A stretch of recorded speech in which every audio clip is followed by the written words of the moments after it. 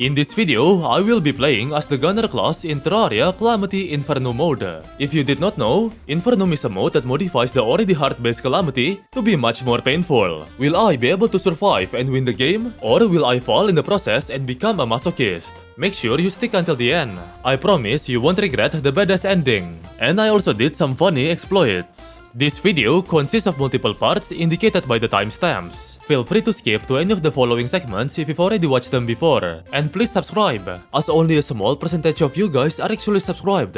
Grab a popcorn and enjoy the movie. Alright, let's start this playthrough, shall we?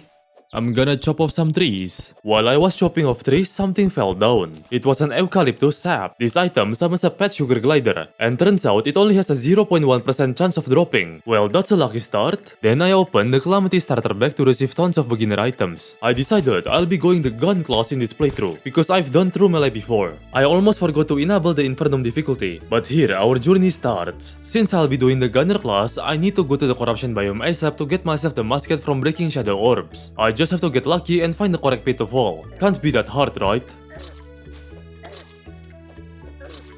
I've been through 5 damn different pits and all of them are dead ends. Without realizing, the day has turned night. So I decided to build some insta houses first, because I really need the arms dealer NPC. I was too bored to wait for the morning, so I went back to the corruption. I want that musket. At last, finally, I found the right hole. I wanted to break the shadow orb over there. I successfully bombed it down and it dropped the musket. But right when I was about to acquire it, I ran out of breath and drowned. Amazing. Well, that's a pain in the arse to grab it back. Anyways, I went back to the hole and acquired my first weapon in this playthrough, the musket. Now I can finally defend my property with my deadly firearm, just like a true American. On the morning, I went to the desert biome to farm some desert feathers, a material I need for the desert prowler armor. Then the arms dealer moved in, so I had to buy some ammunitions first before continuing my exploration. Oh hey, look, an inner tube. I look goofy as hell with this inner tube. I love it. I explored and looted a living tree. I tried to explore the underground jungle biome only to become piranha food. I found this huge mahogany living tree though. It was a huge mistake to bomb down the hive blocks. But yeah, the huge mahogany living tree led to a huge queen bee hive. This will be a useful location for later. One of the wolfram enemies drop a rover drive, an accessory that gives you defensive barrier. Pretty cool.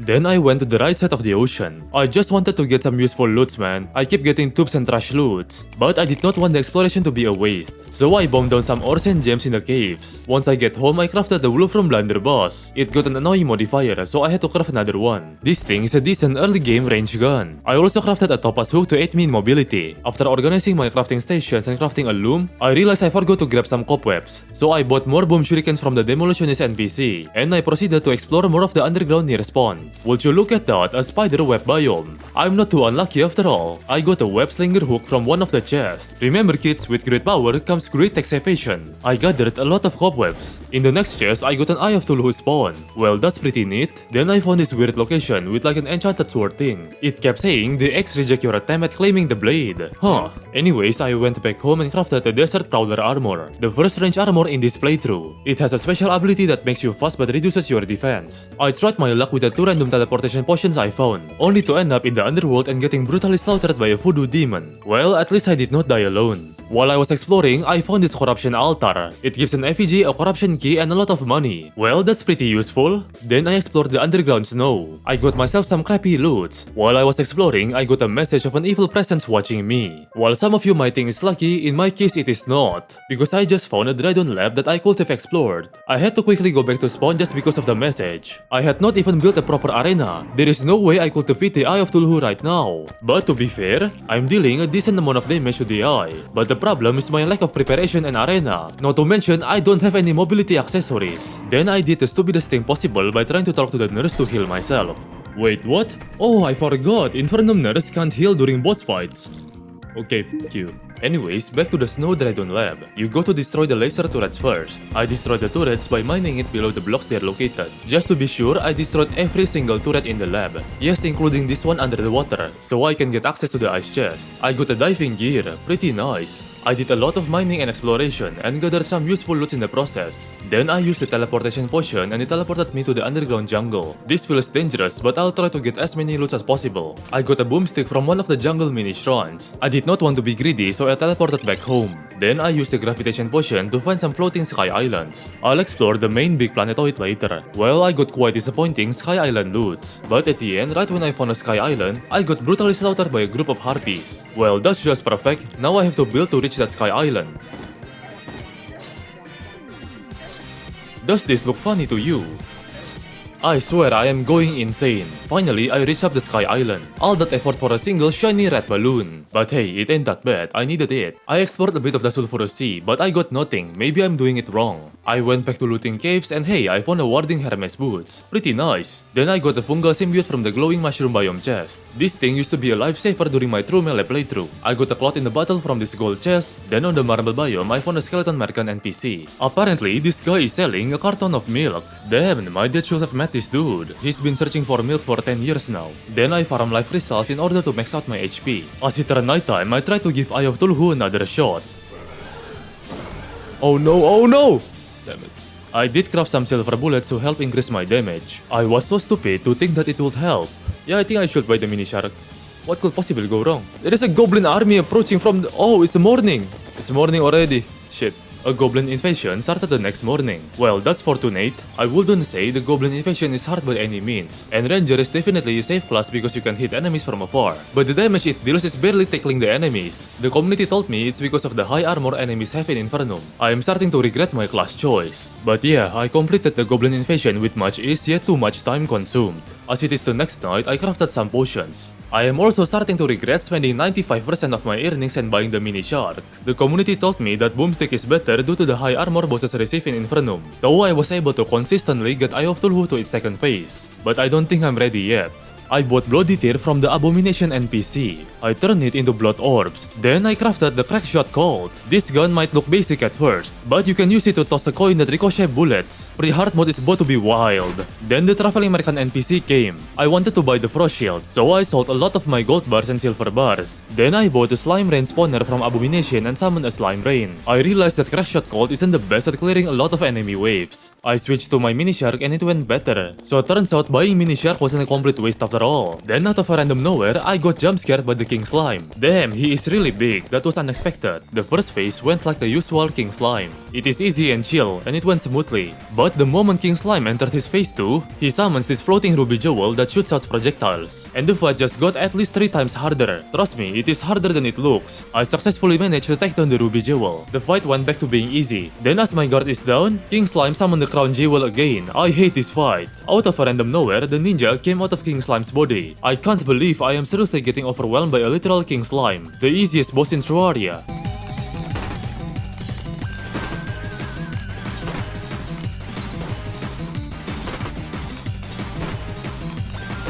Then finally, I took down the annoying floating ruby jewel. Now all is left is King Slime's main body. With my low HP, can I manage to defeat him? The King Slime itself wasn't a huge problem at all. It was the projectile spam. So the answer to that question is yes. Yes, I can.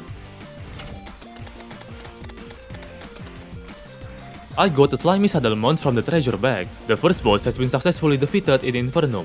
I spent the next days fishing. It was extremely boring, but finally I got myself the River Shark pickaxe. River Shark did not get nerfed in Calamity. I did not want to stop there, no, I also wanted the frog legs. So I spent another 2 days fishing. I know it's very boring, but luckily I just remembered I have the point shop mod. I just have to beat enemies for points. Bro, look at this ugly ass shark. It almost killed me though, so I ended its suffering. Then I redeemed the frog legs from the point shop. The crates I fished gave me quite some loot, very nice. And I farmed for some beach materials for an armor later. I made a hole for water to fall down and create obsidian with the lava. I mined down the obsidians and accidentally killed myself with the lava. Then I used an instant elevator to get myself to the underworld. Now I will proceed to get some hellstones. Okay, bad idea. Let's redo it again, this time with obsidian skin potion. Alright, it's much better. I am single-handedly ruining the hellstone ecosystem and economy in the underworld. I got a voodoo doll too from one of the demons. Now that I have hellstones, I crafted some bars from it. Then I used the bars to craft the firestorm cannon. This thing is an upgrade to the flare gun. I bought a lot of blue flares from the American NPC, and I turned it into unlimited flares. Blue flares look better than regular ones, and you can't say otherwise. Then I bombed down the desert on the right side to get myself to the underground desert biome. I mined down some desert fossils for the fossil armor later. I love the ore excavator mod. Then while I was exploring the underground desert, I found a desert shrine. It contained the Luxor's gift accessory inside of the chest. This accessory basically lets lets the player shoot extra projectiles. I went back home and sifted through a lot of desert fossils on the extractinator. Then I crafted the fossil armor. I should be ready for Eye of Tuluhu now, so I summoned the Eye boss. Let's just say that maybe I am a bit too over-prepared, because I am doing really good DPS to the Eye. It is not broken or anything, it is still balanced, but it just felt really powerful.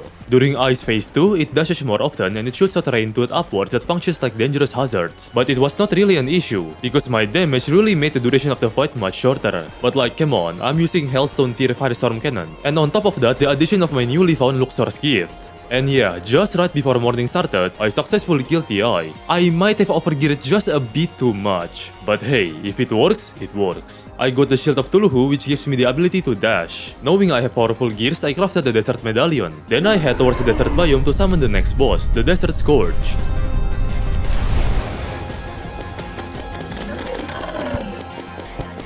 The fight wasn't even a challenge, I definitely over-prepared, and especially with my Shield of Tuluhu, I can easily dodge most of these big worms attacks. Honestly, I should have fought Desert Scourge first. Don't get me wrong, this fight was fun, but it was definitely much easier than either King Slime or Eye of Tuluhu. I'm literally using a weapon made out of Hellstone materials. And as you guys might have already expected, Desert Scourge only took me one try. I mean, are you guys even surprised? I got Pearl Shards from the treasure bag, which I turned into sea remains. Using that, I crafted a Reed blowgun, a blowgun that fires a high-pressure stream of bubbles, and the Fictite armor. The armor and the weapon fits very well together. I created an arena on the corruption biome, and I destroyed the Hive Tumor to summon the Hive Mind. Due to my sheer confidence boost from easily defeating the two previous bosses, I tried to fight the Hive Mind to see if I'm strong enough. I mean, the fight went pretty smoothly at first. I realized that my Firestorm Cannon might be dealing more damage than my Reed blowgun, so I switched to that. Is Hive Mind just this naturally tanky? I think it's just because I'm underprepared, isn't it? Or maybe it's just because I'm aiming randomly. Probably because of that. But hey, I'm dodging these attacks really well. If I keep this up, I could beat this boss, yeah. However, Hive Mind got into its phase 2 when I took it down below 50% HP. It received new attacks like Ether Walls and Green Acid Flamethrower. These new attacks ruined my confidence boost really quickly. To be fair, I'm quite new to the Infernum scene, and I don't really know what's going on most of the time. I haven't really learned how the boss patterns actually works and all. I'm just finding excuses for my death, am I?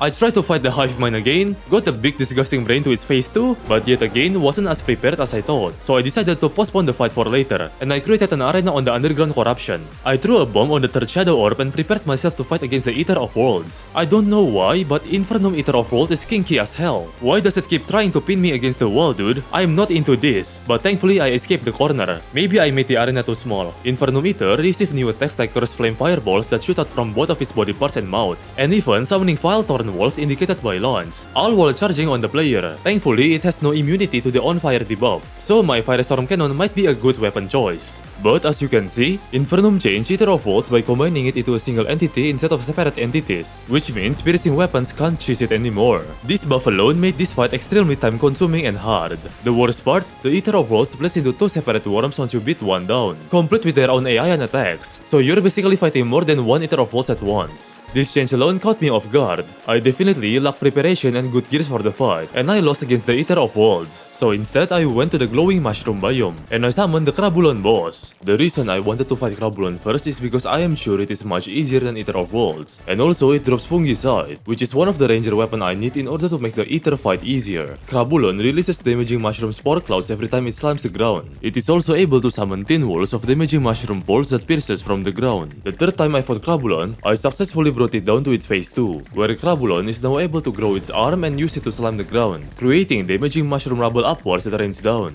I feel like adding the arm slime attack makes Crabulon fight a bit harder than I expected. I wasn't able to dodge it perfectly and got hit few times. It is not hard to dodge, it's just that I was underestimating Crabulon due to how easy this was in original Calamity. On my fourth try, I was very close to dying, but I managed to successfully evade most of the mushroom slime rain by fitting to its crevices and dashing with my Shield of Tuluhu, and I successfully defeated the Crabulon. The first treasure bag did not drop the fungicide gun I needed, but it dropped the mushroom plasma root which I consumed to upgrade my adrenaline meter, and the fungal clam accessory which summons this fungal clam to fight for me by latching onto enemies and stealing their life. I had to fight Crabulon again for the fungicide. This time, because of my fungal clam accessory and because I was used to the attacks, I defeated Crabulon easily for the second time. And luckily, the treasure bag contained the fungicide gun. Fungicide is a gun that converts musket balls into fungal rounds that split on death. This combined with the fungal symbiote is a deadly sporadic combo. Then I explored the underground caverns and found a bonded goblin tinkerer. I bought the tinkerer workshop and rocket boots from him. Using the workshop, I upgraded a lot of my accessories, like getting cloud in a Arena Battle and Frostpark boots. Now I should be ready to fight Eater of Worlds. My gear should be min-max already due to the accessory upgrades I crafted earlier. However, during the fight, I forgot that Fungicide uses musket balls as ammunition, and I ran out of it.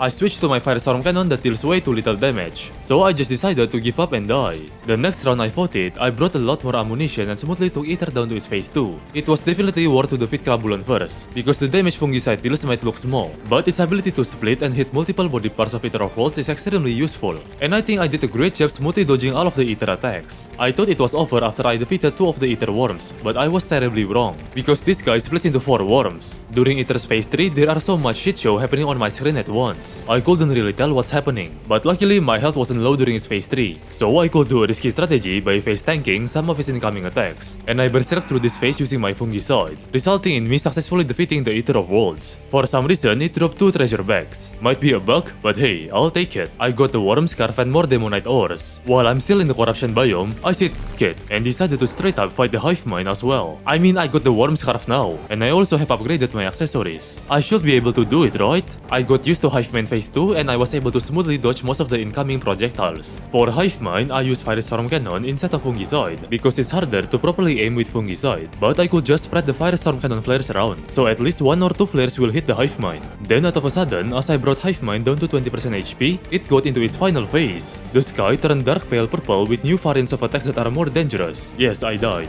I summoned the Hive Mind again during nighttime. This way, it is much easier to see the incoming projectiles. Look at this smooth dodge I did. I dodged all the acid rain projectiles. I felt like a Proto-Who player for a second. I successfully took Hive Mind down to its final phase again. All the attacks are improved and faster, like the Ether Wall being able to go in crooked directions. I died to the Hive Mind one last time. I learned all the attack patterns and I slipped through the crevices of the acid rain. I prepared my health just in case one of the attacks hit me. Then right at the end, I used my rage meter to take the Hive Mind down. Hive Mind didn't drop any notable loot for Ranger. However, beating Hive Mind gives access to being able to mine Aerialite ores. These ores are located in the Sky Islands and I mined plenty of them. I crafted a Sky Mill. Then I used the Aerialites, you know what I'm saying, to craft the full Aerospec Ranger armor set. I also crafted plenty of acceleration rounds. I went to the underground desert to find the Sunken Sea. In the midway, I found the Infernum Desert Temple, which will be useful for later, but we can access the dimension now. Then right at the bottom of the underground desert, I found the Sunken Sea. I have to admit, it does look beautiful, more beautiful than the Sulphurous Sea. But the reason we are here is for the Prism Shards. I need these Prism Shards to craft the Aqua Shard shotgun. While destroying the Sunken Sea, I encountered a Dredon lab. I went inside of it and looks like this one is aquatic themed. I did not get anything useful from the chest in the lab, but hey, at least the lab looks cool. I like the aquarium. I went back to base and crafted an Aqua Shard shotgun. This shotgun converts musket balls into Aqua Shards. But I think I forgot to use the regular musket balls. I went back to the Sunken Sea and I cleared up some space for an arena to fight a giant clam. Of course, I conveniently found a giant clam chilling in my arena I just made. I just do be lucky like that. Giant clam is a mini boss that is a giant clam. Quite self-explanatory. Infernum giant clam is not too different from the original version, but it does have slightly more advanced attacks. I almost took down this mini boss on my first try, but there is a random spiky turtle that stunlocked me. It's always these tiny mobs, man, and yeah, I died. It's quite embarrassing. Giant clam is not necessarily an important boss that I need to beat, but hey, I got to defeat all the bosses, you know? Anyways, I beat the giant clam on my second try. Beating the giant clam unlocks the Sea King NPC. I bought the coral cannon weapon from this guy. Look at all these Infernum trophies, very cool, eh? I went to the jungle biome and headed inside this huge mahogany tree we've encountered before in our playthrough, as we're gonna fight the queen bee inside this huge hollow beehive. I made a quick arena inside the hive. Then I destroyed the larva to summon the queen bee. Something weird happened. While I was fighting this queen bee, another one spawned out of nowhere. I was obviously overwhelmed by handling more than one queen bee at once. And yes, I died. Alright, let's do this all over again. Against queen bee, I used my coral cannon and kept shooting upwards without properly aiming, because I am too focused at dodging the queen bee's attacks. I couldn't be bothered to aim properly. Infernum queen bee feels like an artillery attack helicopter with all this creative variation of bee attacks. She's also now able to utilize and control her bees properly. Man, I can feel Ranger class being underpowered because it took really long to bring Queen Bee health down. I keep getting knocked away by the swarm of bees at times, but there are also times when I'm actually quite proficient at dodging the swarm of bees. I got the Queen Bee to her low HP that she turned into enraged form. I think I might have just killed too many of her children. Well, yeah, I almost killed her, but well, I died. Man, that's unbelievable. I don't get it. Bee puns are not even all that great. I don't get what all the buzz is about. But it's true that some of these weapons are not too shabby. Alright, I'll stop, I don't want to bug you. Okay, for real this time. Yeah, I successfully killed Queen Bee on the second attempt. I got the flying bee mount, which is great I guess. Man, it sucks that bee gun is mage class, not range. I could have used it. It is time for Skeletron. I built a quick arena, and I spoke to the homeless Chippy Gaming in the dungeon entrance to summon the Skeletron itself. From what I've looked and heard, Skeletron is a huge massive roadblock of pre-hard mode in Infernum. And damn, Infernum Skeletron is really fast. Bro's been working on leg day way too much despite having no legs. Looks like Infernum Skeletron consists of 3 phases. The first phase is actually quite easy. It consists of low HP and similar to the original version. I immediately took it down to its second phase. You can already tell its next phases are gonna be painful, because on the second phase you're immediately greeted by tons of purple projectiles. But hey, I actually did a great job at dodging lots of these projectiles, you know? Considering this is my first try, you gotta commend me for that. But I think once you get hit once, you'll start to lose your integrity and get even more hits in a row. So yeah, you might not wanna get hit even once. Man, I understand why they put Cobalt Shield post Skeletron, because some of these attacks can permac knock you. I already know this is gonna be downhill from here, so I built a house with a bed beside the dungeon. I wish there was an item that gives you immunity to knockback before Skeletron. It would help this fight so much. But hey, it's just the first death. It couldn't be that bad, right? I hate Skeletron so fucking much, but I think at this try I got Skeletron to its final phase. It can do like a skull right now, at least an improvement from my part. Yep, that's it, fuck off. But I ain't no coward. The next day in real life, I fought Skeletron again. I wanna get this shit over with. There are moments when I'm extremely close to dying, but no, I won't give up. Finally, I took down Skeletron to its final phase. I pushed forward to the last remaining percentage of Skeletron's health.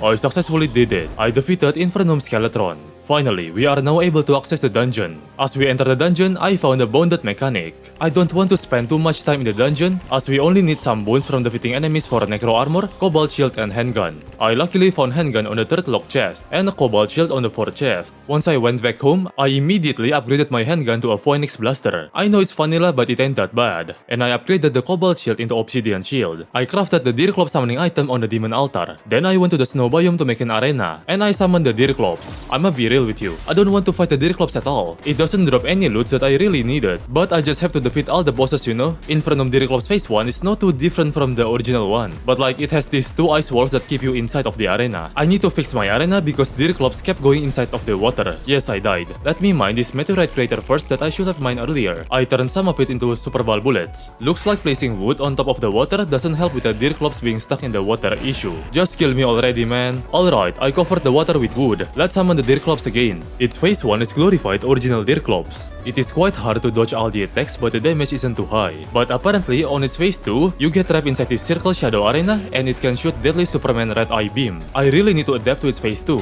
It's unique though, I like it. Before continuing on, I crafted the necro armor first. I should have done this even before fighting Deerclops. I think necro armor really improved my pace during the Deerclops fight. I think I did pretty smoothly this time. My skills has improved for the Deerclops phase 2.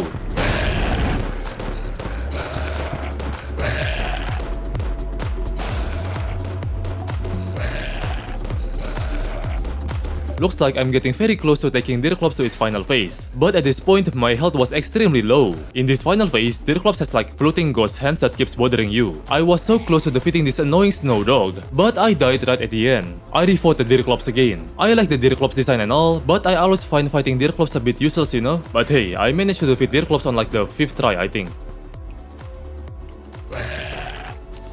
Like I said before, it doesn't drop any useful loots, for me at least. I drank the gravitation potion, then I explored some sky islands. I finally explored the Dreadon Lab in the main space planetoid. I think I got some few useful Dreadon Lab stuff, but I don't know, nothing I really need to use for now. I got a Star Fury from a random sky island. I crafted the Slime God summoning item on the demon altar. On the next day, I summoned the Slime God. I don't think Slime God is hard. In fact, contrary to many people's opinions, it is easy. I no-hitted Slime God on my second try back in the day. The main key to defeating Slime God is having a huge ass arena. arena. Don't worry, I am not that good. I still died to Infernum Slime God. On that night, a Blood Moon started out of nowhere. So before continuing to fight the Slime God, why not farm some money first in the Blood Moon? I'm shredding through the Blood Moon like butter. I strap on my diving gear, as I wanted to get the archer fish gun first before continuing on fighting Slime God. I vividly remember it's like located in the Abyss chest. So me being a fucking monkey, I explored like the whole Abyss, which is like hard mode content. I shit you not, I don't even know how I managed to reach this far, yet I've encountered 0 Abyss chests. This is literally almost the deepest depths of the Abyss. Okay, never mind, it actually is the deepest depths of the Abyss. I'ma just mind the terminus on pre-hard mode.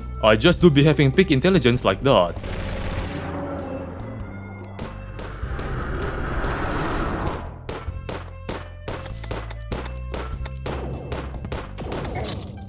Turns out they made archer fish into a craftable weapon in Infernum. All that effort for nothing. In order to craft it, I had to beat the acid rain to get sulfuric scales. Man, this even is easy. I've always skipped pre-hard mode acid rain. This is actually the first time I'm doing it. Now that I obtained all the materials, I crafted the archer fish. This gun shoots like a stream of water. I think they might have nerfed the damage though. Now that I have the archer fish, it is time to fight the slime god again. Slime god is basically like Slime King but on steroids. Honestly, the fight was kinda boring. Slime god's attack typically consists of shooting out like variations of slime spheres. On its phase 2, Slime God splits itself into big red slime and purple slime. Both of them are extremely tanky. It is very hard to take their health down. Here is the part where it gets extremely annoying. I defeated one of the big slime, but weirdly enough, the Slime God kept despawning from me. This happened multiple times. It is very annoying. After scrolling through Calamity Discord, turns out you have to defeat both of the Slime God at once. Yes, you need to do that for them to not despawn. This is genuinely a very annoying bug. After I figured it out, I took Slime God to its final phase. It unlocks new variants of attacks that are essentially a combination of the purple and red slime. I died to Slime God phase 2 multiple times. However, the most annoying part is I have to fight this guy all over again. Slime God is by no means a hard boss. Like, I'ma be real with you, it is somewhat easy, but it's extremely annoying to deal with. It is very tanky and it has unnecessarily annoying feature. Yeah, I'm not a big fan of this boss. After wasting too much time, I successfully defeated the Slime God. I opened the treasure bag and got the electrolyte gel pack to upgrade my adrenaline meter. I turned the gels drop from Slime God into static gel armor and the gang shotgun. My gear should be ready against Wall of Flesh. Now that we finished most of pre-hard mode content, I jumped on the instant elevator to go to the underworld. I made an arena in the underworld. Let's give Wall of Flesh a shot. Okay, the first try is actually horrible. All you need to know is the arena is not long enough. While trying to extend the arena, I found the underworld Raidon lab.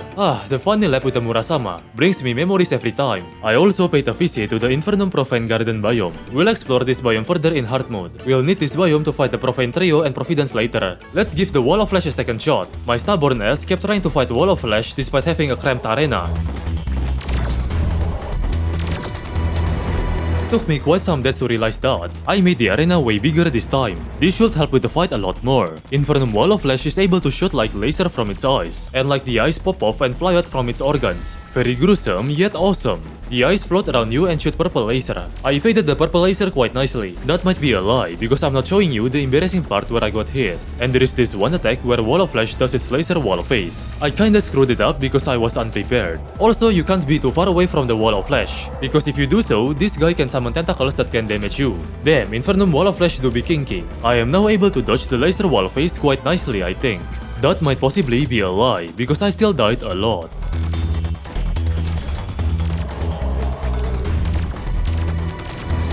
I am really not the best at dodging these projectiles, but hey, I managed to strive through. Because not gonna lie, gang shot deals really good damage. Even though it doesn't appear to be flashy or look very strong, trust me, it is not bad at all. Then there we go, I managed to successfully defeat Wall of Flesh. Well, that wasn't too hard. I opened the treasure bag and I consumed the demon heart to gain one more accessory slot. Then as we went back to spawn, we were immediately greeted with a hard mode goblin invasion which wasn't too hard to deal with.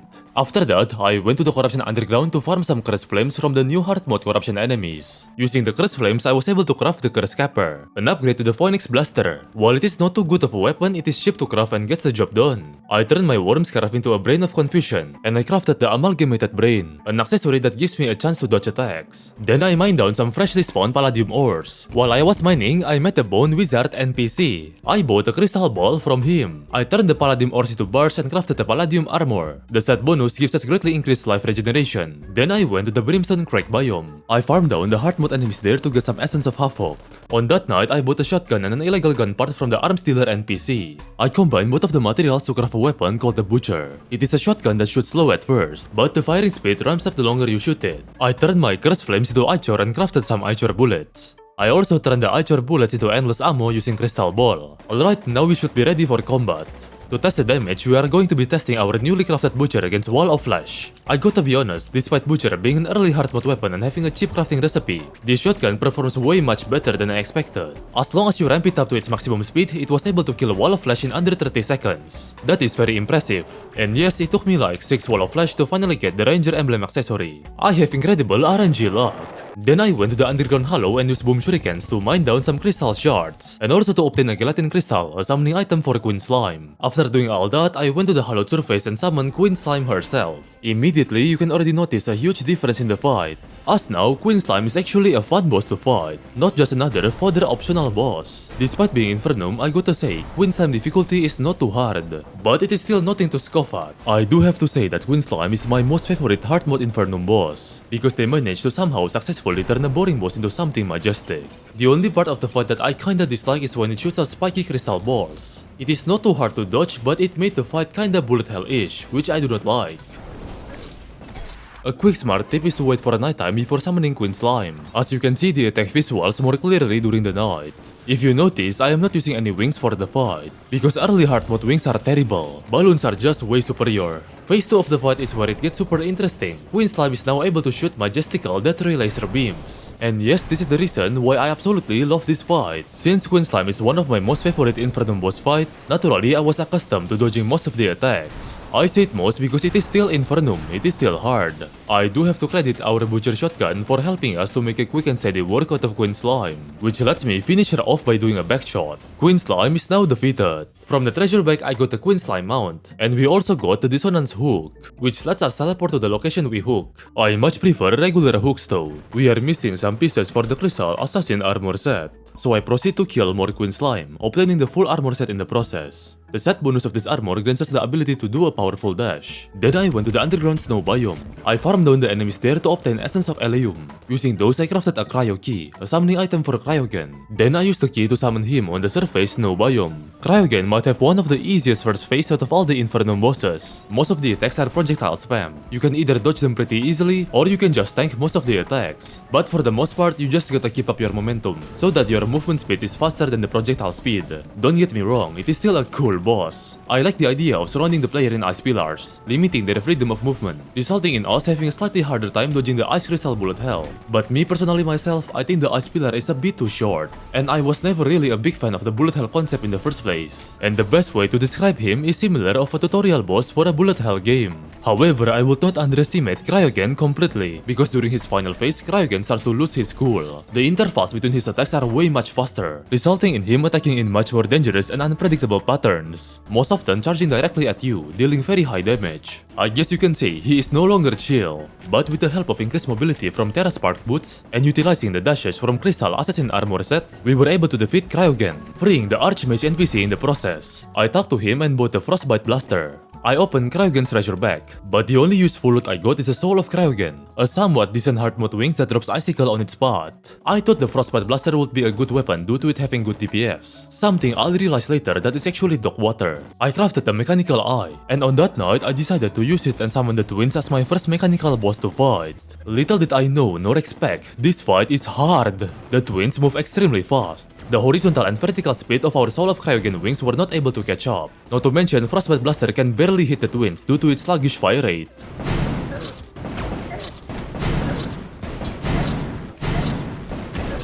I switched back to my trusty balloons and my reliable Butcher shotgun. They modified the twins to be way much faster and dangerous in the most annoying way possible. Spasmatism breathes their flame more often and shoot their fireballs wider, burning your arse into crisp, while Retinazer hops on steroids, juicing up their laser firepower capabilities to its maximum potential. It might look visually cool, but it is genuinely extremely irritating to fight this boss. They do have one new attack during phase 2, which is this laser death ray nuke fireball spin around combo. I am bad at naming attacks, This attack does look cool, but while it is a bit hard to dodge it doesn't deal too high of a damage. Its final phase on the other hand is on a whole another level. Yes, once you bring down one of the two twins, the one you brought down first will get a desperation phase. Spasmatism can now do a flamethrower Beyblade spin and spit out deadly acidic flames straight up from Chernobyl. And Retinizer becomes an ADHD-induced laser terminator with the sole purpose of ripping apart the player's butt cheeks. This desperation phase alone almost made me quit Infernum, and also the main reason why this video took longer than expected to make.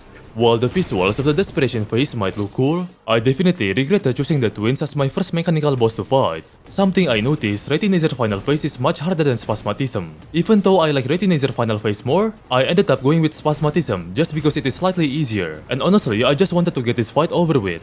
I gotta admit, the amalgamated brain accessory really came in handy as it allows me to dodge some near-death scenarios. And finally, I was able to successfully take down the twins. That was way too much effort for just one mechanical boss. The twins barely gave us any reward apart from Soul of Sight. Mithril and Orichalcum now generates in the underground, and so I mined down both of them. I turned both of them into bars and crafted a hard mode anvil. Then I crafted both Mithril and Orichalcum armor. But after some DPS testing, I ended up using Orichalcum because it is more defensive. I crafted the other two mechanical bosses summoning item, and on that night I tried using the vanilla boss exploit to chase Infernum Destroyer. For reference, it is this video right here, made by TerraSteel. Sadly, it didn't work against Infernum Destroyer. It did not work on Infernum Skeletron Prime either, so there goes my plan. Then I went to the Sulphur Sea to gather some materials. In here, I met the Calamity Vanity NPC, which sells vanity stuff. While we are here, I also cleared a huge chunk of the Sulphur Sea, and I turned it into a boss arena. Then I went to the ocean to beat down some sharks. I used their fins to craft a seafood, a summoning item for none other than our next worm boss, the Aquatic Scourge. Infernum Aquatic Scourge is significantly different from the original, as it introduces the bubble mechanic where you can get intoxicated from the sulfur and you need to hop in the bubble. Not to mention, you gotta fight this guy underwater now, or else he'll be enraged. At first, the fight went pretty smoothly, until I realized it felt too cramped, because I built my arena a bit too small. Because of that, I did die a few times. And I was right, after expanding the arena, honestly it made significant improvement.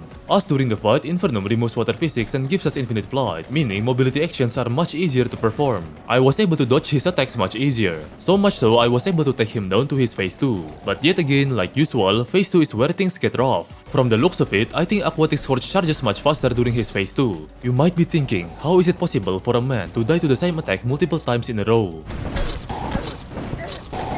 Look, I wasn't even using any wings, okay? Before things get even rougher, I decided to retreat and improve upon my gears. I reforged some of my stuff, and I bought a stack of Sulphur Skin Potion to be resistant to Aquatic Scourge poison. I then bought a counter scarf from Clothier NPC and turned it into an efficient scarf. It essentially upgrades my dash. I made a house in the jungle biome and moved the witch doctor here, only to forget I'm playing in version 1.4.4 of Terraria. This guy doesn't sell leaf wings anymore on early hard mode, so yes, this was pointless. I bought a paintball gun from the painter NPC, and I combined it with Soul of Sight to craft a speed blaster, a lethal paintball gun that shoots multiple streams of deadly colorful piece. Then I went to the underground jungle to farm the enemies there. Because I know RNG is not on my side, I'm farming the enemies here to get jungle points, so that I could use the points on the point shop mod to buy tattered bee wings. Then I flew up and farmed some wyverns on the Sky Islands for some souls of light. I combined both of the materials into a bee wings. These wings provide permanent honey buff. I also bought some mimic spawners. I need to defeat these mimics to acquire a dual hook, a much faster hook than our diamond hook.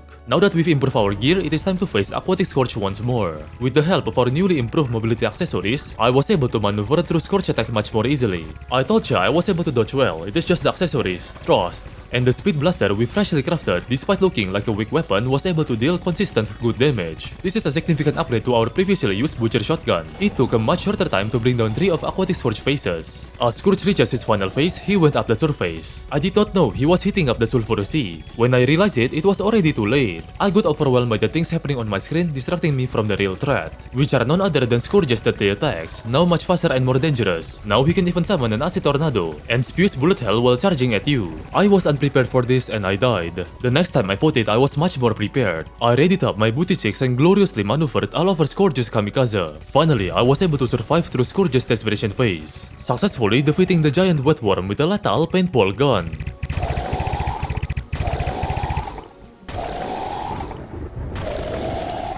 I opened the treasure bag, but I don't need nor want any of these loots. The acid rain event immediately spawned after I defeated Aquatic Scourge. The event is now slightly harder with new enemies and threats as we've defeated the ruler. I would have never guessed the day I want to do acid rain, but yes, unfortunately, I do need to farm this event. I even crafted an event spawner for it. The reason is because I need to defeat Flak Crabs, an enemy that only spawns in phase 2 of the acid rain. This was in order to obtain this weapon called the Flak Toxic Cannon. Finally, after going through 3 phase 2 acid rains, I was able to obtain the Flak Toxic Cannon. This weapon is very unique. It has very high DPS, but it can only shoot upwards. You can't shoot downwards nor sideways. I also got the Crack Mouse Spine Hook. Afterwards, I summoned the Pirate Invasion. Little did I know nor expect, the Blood Moon immediately started after I summoned the Pirate Invasion. Let's just say, things get really out of hand. My game became really laggy. There are so much enemies covering my screen, I don't even know what to do. Luckily, they drop hearts so I don't die instantly. Nevertheless, I was able to beat the Pirate Invasion with much ease. I was so unlucky I needed to do a second Pirate Invasion just to get the Midas Prime gun. This gun is basically an upgrade to the Crackshot Colt. And yes, the whole ricocheting coins thing is a whole reference to Ultra Kill. As the night comes, I summon Skeletron Prime. Prepare yourself for what you're about to see might be perfectly balanced. As you can see, Flak Toxic Cannon is perfect for bosses like Skeletron Prime, as they constantly float on top of you, meaning there is no downside of using this weapon. And yes, Skeletron Prime did not stand a single chance. This weapon stretched the f*** out of him, bypassing most of his phases without breaking a single sweat. I used to stand the Toxic Cannon in my old video, and I have to say, I regretted doing it. It is fascinating how it's always the niche, underrated weapon that nobody uses that breaks the game's balance, most likely due to them receiving less attention. Skeletron Prime can barely even do his final desperation phase. That is how fast this weapon was able to obliterate him. I even had to summon more Skeletron Prime. It was just to make sure this weapon truly stretched them. Not even a Death Ray Beam phase could save the Mechanical Skull now. Upon defeating Skeletron Prime, we obtain lots of Souls of Right. Then we proceed to mine the newly generated Adamantite and Titanium ores. They're a bit rarer compared to previous Hard Mode ores. I crafted a Hard Mode Forge and turned both of them into bars. I also turned both of them into their respective armor. I also crafted Adamantite Particle Accelerator and Titanium Railgun. Adamantite Accelerator doesn't recoil you back, but it deals less damage than the Titanium Railgun. So obviously, we'll be going with the Railgun. Looks like Titanium armor provides more benefit if you're closer to enemies due to the shards. But we'll be using Adamantite since we are far from the enemies most of the time. It provides good set bonus too. Then I mined down some cryonic ores in the underground snow biome. I turned them into bars and crafted the Ornate Shield which lets me dash, along with Daedalus armor set and the Starlight Wings, rendering my previously crafted Adamantite armor set completely useless. As the night comes, it is time to face the last mechanical boss. It is none other than the Destroyer. While the Titanium Railgun is slow to charge and use, it is fantastic to use against Destroyer, as it is able to pierce through its segments, dealing really solid DPS. The downside of this weapon is you gotta have precise timing in order to not miss your shots. If you miss your shot, that is already a lot of DPS loss. Infernum Destroyer is a bit more bullet hell-ish, gaining new attacks and forcing the player to adapt to the new movements it received. One most notable change is you can't cheese it anymore, especially with piercing weapons, due to the Calamity devs properly adding reactive damage reduction to its body parts. I still died to Destroyer a few times. It is not skill issue, I was just adapting myself to Destroyer's attack patterns. You could call it limit testing. But honestly, because of our really good weapon, the fight really isn't that hard since we deal shit ton of damage. The logic is I don't have to dodge if the boss dies before I die. So yeah, I basically railed the Destroyer using my Titanium Railgun.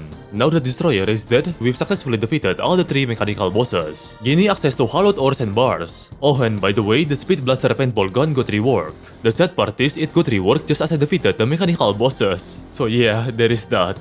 I first crafted the Pickaxe Axe, then I upgraded my boots into an Angel Threads. I realized my bars ain't enough for an armor set, so I mined more from the underground hollow. Then I turned the hollowed bars into a full set of hollowed armor. I went to the underground jungle to mine some chlorophyte ores. I also got some life fruits along the way. Then I turned the chlorophyte into bars and crafted the chlorophyte armor, which made my hollowed armor quickly obsolete.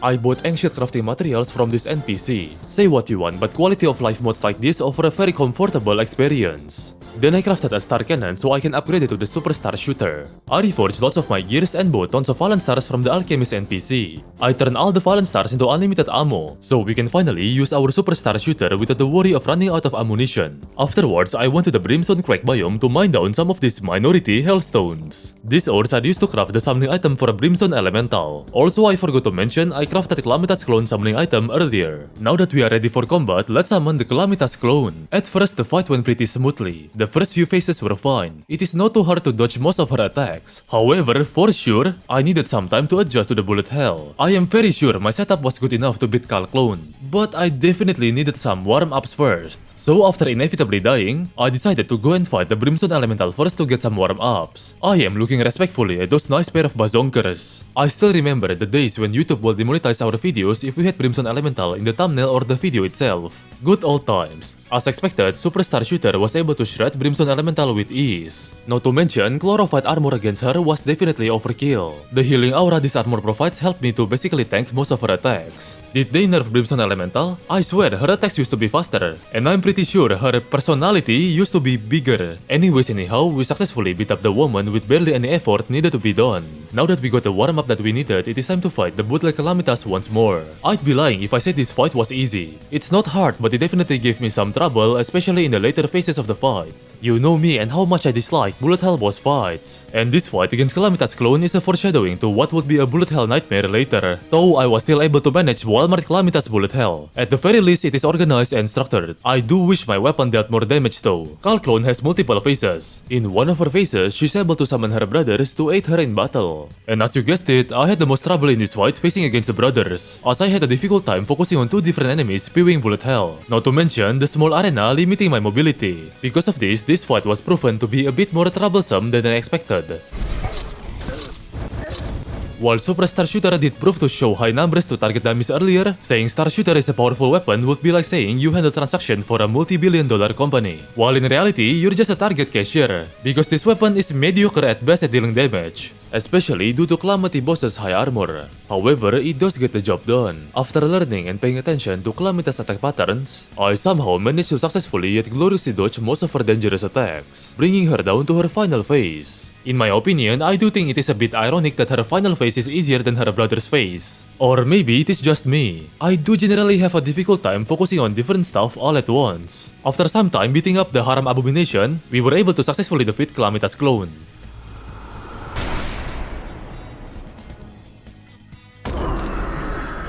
We proceed to open the treasure bag, obtaining a new gun called Animosity. It has two firing modes, sniper rifle and burst of bullets. It deals more DPS than what the numbers tell. I'll explain more later. As for now, we must dive deep down the underground jungle to initiate a fight against the Mother Nature herself, Plantera. Let me show you why this Animosity gun is powerful. As you can see, the sniper rifle mode fires high velocity bullet, while the burst mode fires the bullet in your inventory. So you can use archer bullets to reduce enemy's defense, then switch to sniper rifle mode to absolutely shred them with a high velocity bullet.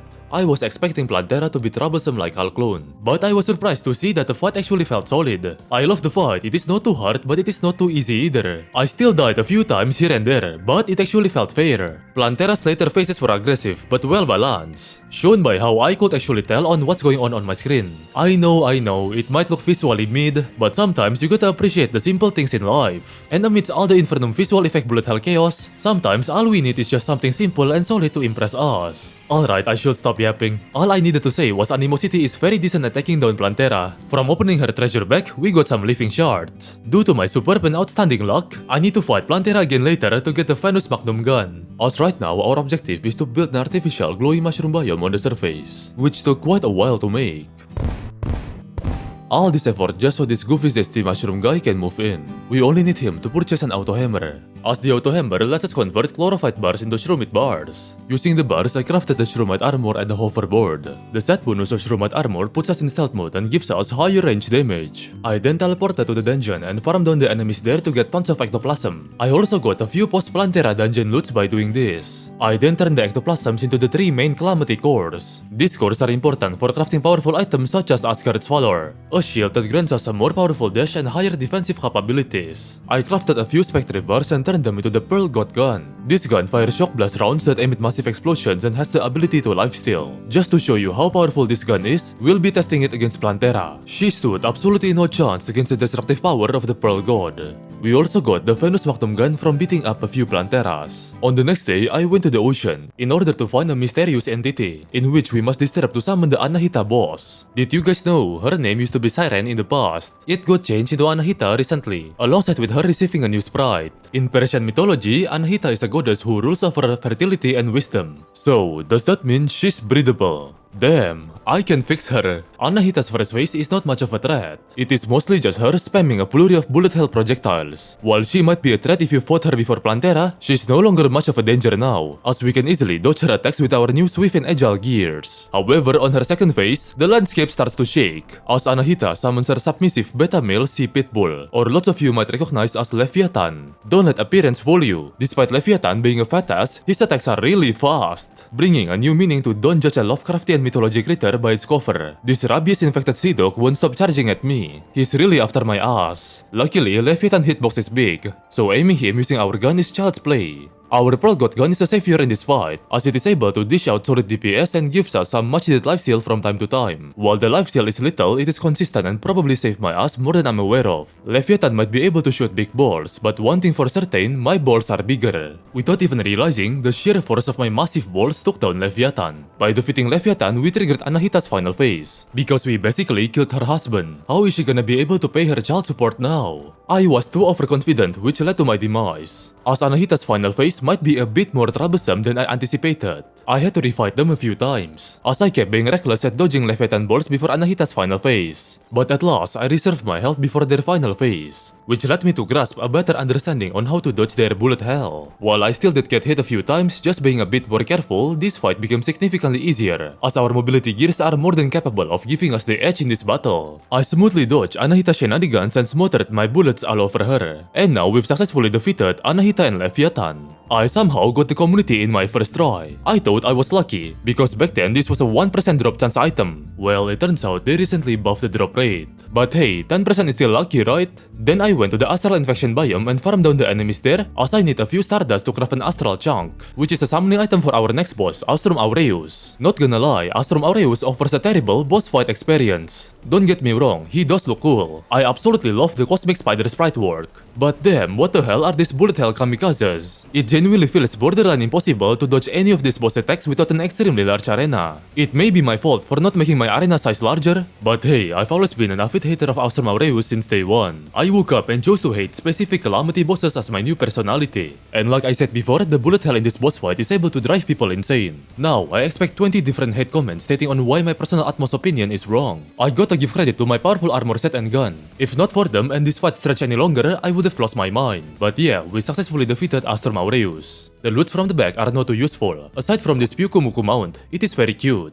Alright, our next objective is to enter the mysterious temple in the jungle. I traverse through the harsh landscape of the temple to reach the golem's arena, in which I clean up first using boom shurikens. I then summon the golem itself, and by doing so, it apparently destroys the platforms I made earlier. The arena-less concept of this fight is unique to say the least. It also serves as a foreshadowing of what will happen in the endgame fights later. And as you can see, Infernum made Golem into an actual challenge, with brand new attacks that reminds me a lot of Sun's Undertale. The hardest part of this fight is definitely the close claustrophobic arena. Without the cramped arena, this fight would have been much easier. While Golem's attacks do look flashy and interesting now, I quickly noticed a slight issue in this boss fight. I feel like Golem is a bit more tanky than the average boss in this stage. I don't know if it's just me or if Pearl God isn't a good weapon to use against Golem, but the tankiness of Golem quickly turned the fight to feel repetitive, as it keeps repeating the same attack patterns. Golem's second phase implements spikes on the ground, forcing us to use the moving platforms he summons as our footing. These spikes alone made the fight harder than I anticipated, as I need to strategize my flight timer, so my wing flight time doesn't run out amidst dodging his attacks. I genuinely do not understand how to be able to dodge this. Because of this, on few instances, Golem was able to out-sustain me. One benefit of being a ranger against Golem is while the fight is stretched into a long one, the amount of range we get is enough to give us comfortable spacing against Golem's attacks. Well, on most of them. While that might be a common thing on most vanilla bosses for ranger class, Infernum actually encourages the player to be close to enemies as ranger, as you deal higher damage to enemies if you're close to them, which in my opinion is stupid. But yeah, Golem is a special case because of the cram close arena, so you're pretty much close to Golem all the time. Golem's final phase basically puts him into steroid-induced mode. His attacks becomes much more aggressive and hence dangerous. But because of the stretch duration of the fight, I was able to memorize his attack patterns along the way, which made me able to fight through his final phase with little to no problems. One thing's for sure, while Golem fight isn't by any means hard, I dislike how tanky he is. But with enough persistence and willpower, we were able to successfully defeat Golem. Another major boss down.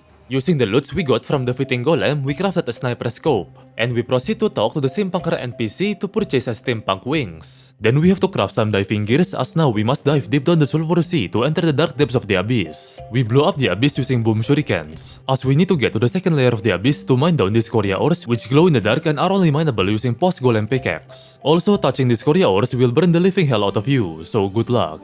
I turned the ores into bars and crafted a Hellstorm. This gun fires 2 bullets at once and deals damage to enemies on contact.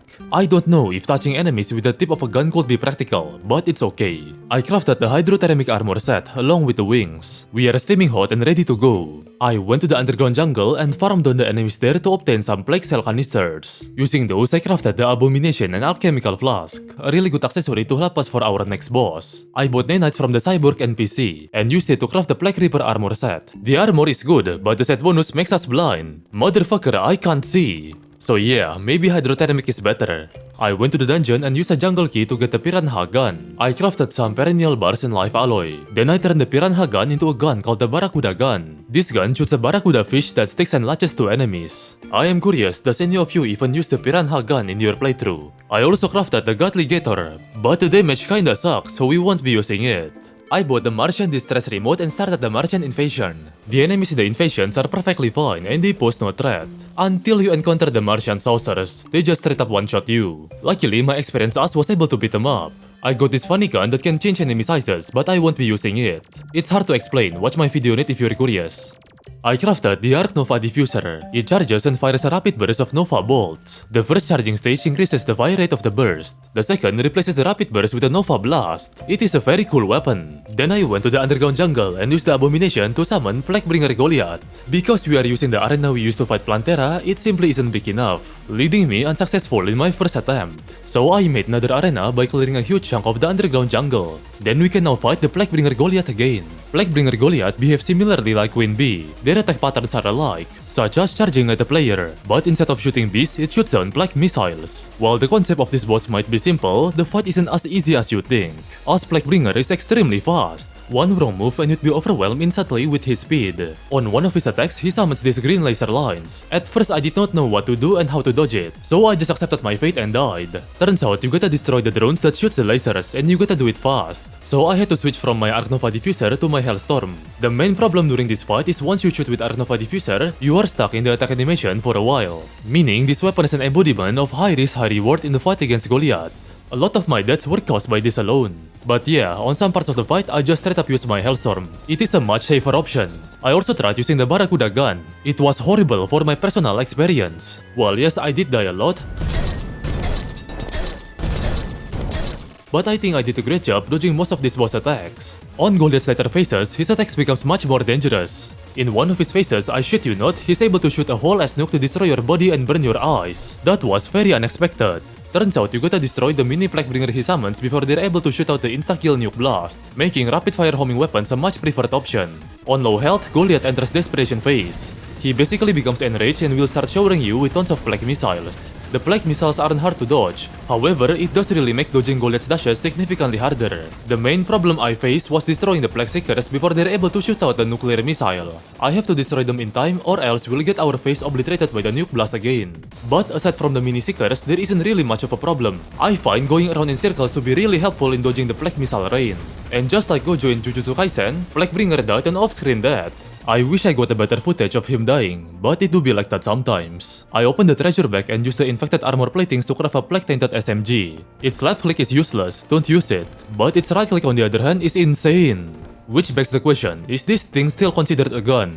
It has SMG in its name, which means submachine gun, but at the same time it is capable of shooting rockets. But you know what, who cares, it looks cool, so I'ma use it. I bought some truffle worm from the Sea King NPC. Then we went to the ocean to fish and summon our next boss, Duke Fishron. We are going to be using our plague-tainted SMG against this Harampic abomination. And yeah, this gun absolutely shreds Duke Fishron bubbles way too easily. It literally becomes as fragile as a real-life bubble, whereas most weapons in general struggle to do so. Not just the bubbles, these explosive AoE capabilities and homing properties renders most of Duke Fishron's deadliest attacks and summons useless, which means you'll only have to focus on dodging Duke's dashes and water tornadoes. Due to how powerful this weapon is, I only died once to Duke Fishron. Hey, that's an improvement. I did not even do a great job dodging Duckfish Ron's dashes. But due to an absolute massacre disease, we did just fine beating Duckfish Ron in under a minute. I opened the treasure bag and got a shrimpy truffle mount. Then I beat couple more Duckfish Ron so I could get the Fish Ron wings. The Fish Ron wings are basically essential for mobility. We went back home and crafted a death whistle and used it to summon Ravager. At this state of the boss, I genuinely think Ravager is the most messy and worst boss in the entire Calamity mod. I know I've said Austurm Aureus is bad, but Ravager is really significantly worse. The boss design is confusing with unclear direction on what the devs are going for, not to mention unfitting bullet hell concept. Luckily, I think the devs are working on a rework. Regardless, I did not bother much in dodging Ravager's attacks, as our Plague-Tainted SMG is way too good. It is so good that it made it very much possible to brute force our way through Ravager. Ravager drops flashy geodes, which makes obtaining Calamity core materials less of a fuss. We also got the Realm Ravager gun, which is kinda bad. Then I went to the Hallowed biome to farm some enemies and use the points to buy prismatic lace wings. I wanted to get a cinematic shot of me summoning Empress of Light, but a stupid jellyfish shot at me, turning a beautiful summoning ritual into a jump scare. And as you can see, that jump scare really ruined my tempo. Due to me being unprepared, I died. Thank you, jellyfish, very cool. We summoned the Empress of Light again, and damn, she looks magnificent. Empress of Light is definitely the second most gorgeous boss in Infernum mod, or maybe third. You'll see more gorgeous bosses later. While she does look beautiful, her damage numbers are dangerous. A monster girl that is both beautiful and dangerous. Damn, a woman of my dreams. God forbids me for being in less than 50 meters proximity near Empress of Light. Yes, I'm fighting her during the night, and no, I'm not gonna fight her daytime form. Daytime Empress doesn't insta-kill you, but she deals double the damage. I am not messing with that. I was expecting Empress of Light to be really hard, but you know what? It actually felt solid and fun. The bullet hells are actually manageable. Well, I'm a ranger with a powerful weapon that can home, meaning I could keep a safe distance most of the time without the need to aim. So maybe my opinion is a bit biased here. Don't worry, I said all that, but I'm only human. I still died a ton. Come on, it's Empress of Light. It's fine if I die that much. Fighting Infernum Empress feels like you're in a light show. She looks overwhelming at first, but once you fight her like 10 times, you'll get used to the patterns. You can definitely see how important a good wings are for Empress, as you need to maneuver a ton in this fight. That's why I got the Fish Ron wings earlier. When you quote-unquote defeat her, she doesn't instantly die. She instead transforms into the fucking moon, blasting you with lunar risers and a huge hyper beam straight up from Pokemon to obliterate your asshole. This hyper beam phase really is the cherry on top of the cake. Empress of Light never fails to make me excited. You just gotta circle around the hyper beam and pray it won't accelerate out of nowhere and hit you. When you thought the fight is about to end, nope, it is not yet over. She has her last desperation phase where she becomes enraged and starts to shoot out every attacks that she had released before. Unlike other Infernum bosses, her desperation phase isn't that hard. Maybe because I got pretty used to her attack patterns before. And there we go, we have defeated the magnificent Empress of Light. What a beautiful and glorious death animation. We opened the treasure bag and got a soaring insignia, which will help to increase our flight mobility. Then we immediately went straight to the dungeon to fight the lunatic cultist. There is no time to waste, let's make it fast. The cultists shouldn't be that hard, right? They were always a joke boss in vanilla. My overconfidence will be the end of me, as cultists homing Stardust as penetrator beams live up to their name. While waiting for the cultists to respawn, I made a flat arena. I bought the Eternia Crystal from the Tavern Keep NPC. Then I summoned the Old One's army. As expected, Old One's army wasn't even hard in the slightest. We absolutely obliterated the enemies and mini-bosses wave by wave without facing a single challenge. Until we encountered the final wave, where we meet the Flame Dragon Betsy. Not gonna lie, I was overwhelmed, because we are tasked to protect the crystal, but also to protect ourselves from dying from all these Flame Dragon's attacks. I don't think the devs made any changes to Betsy though. I'm just naturally that bad. I thought it's all over when I died, but weirdly enough, the event did not stop and I could continue it when I respawned. So I rushed over to the arena and finished Betsy. Old One's army and Betsy are now fully completed.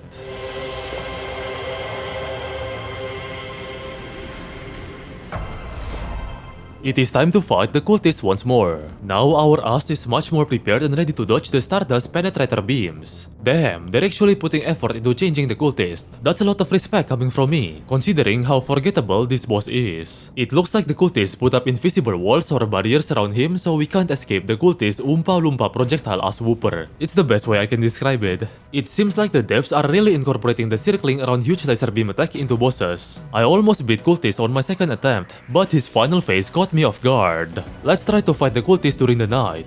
And you know what? It is right. Cultist attacks look much more beautiful and visually clear during the night. It's almost like they made this boss to be fought during the night. Okay, never mind. I lost my momentum and lost my third attempt. There is this one attack that inflicts trypophobia that looks really cool. And damn, they really enhanced the cultist ritual aesthetic of this boss. I've never expected the boring cultist to actually be a cool boss, but here we are, thanks to Infernum. Right at the end, we must face their final desperation phase once more. It's fairly simple, and since I know what will happen, we easily surpassed it and defeated the lunatic cultist.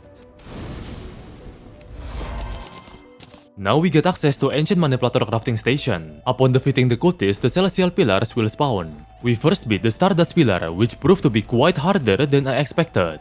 With the Stardust Fragments, we crafted a Shroomer Sniper Rifle, a very high DPS single target gun that got nerfed. Then we took down the Vortex Pillar, our main class pillar, and also the easiest pillar out of the four. Using the Vortex Fragments, we could craft the Vortex Popper and Conference Call. Vortex Popper is an upgrade to Seno Popper, but it makes the spread more inaccurate, so using Chlorophyte bullets is very recommended. And Conference Call is a shotgun that rains down bullets from the sky, an upgrade to Tactical Shotgun. The Solar Pillar is conveniently located on the Astral Infection biome, which makes the pillar a bit harder, but while beating down the Solar Pillar, we got a summoning item for both Astrum Deus and Astrageldon Slime, so that's a bonus. After successfully taking down the Solar Pillar, we must stand in the center of the Astral Tower and use the Titan Heart to summon Astrum Deus. I think it is a bad idea to use Vortex Popper against Astrum Deus. Don't get me wrong, the gun is effective against this boss, however it destroys our FPS and ears. In one of his attacks, Astrum Deus will use his body to circle himself around you. Stay calm and do not panic, you'll be fine.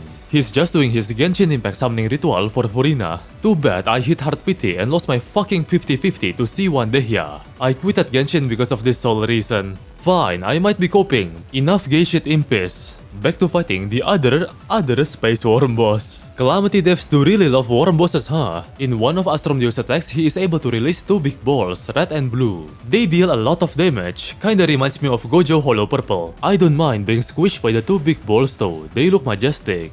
I had to switch my weapon from my Vortex Popper to my Conference Call, but even with that, my frame rate is still dropping.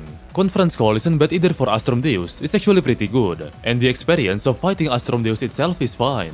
In one of his attacks, he could conjure a black hole. It looks really cool. The boss difficulty is moderately hard. It's really just the sudden frame rate drops. Aside from that issue, it is quite chill. You could say the frame rates are as unstable as the emotion of a hardcore Geometry Dash player. But even with that, we strived through and defeated the Astrum Deus. We opened the bag, but did not get much useful loot aside from the Celestial Fragments. Defeating Astrum Deus allows us to mine these Astral Ores, which can be turned into bars. I used the bars to craft the Astral Blaster, which is a mediocre gun. Now, we must go back to the Astral Infection biome once more to face Astrageldon Slime, the true ultimate challenge of hard mode, originated from the Calamity Catalyst mod. The boss might look easy at first, but don't worry, we have not gotten to the fun part yet.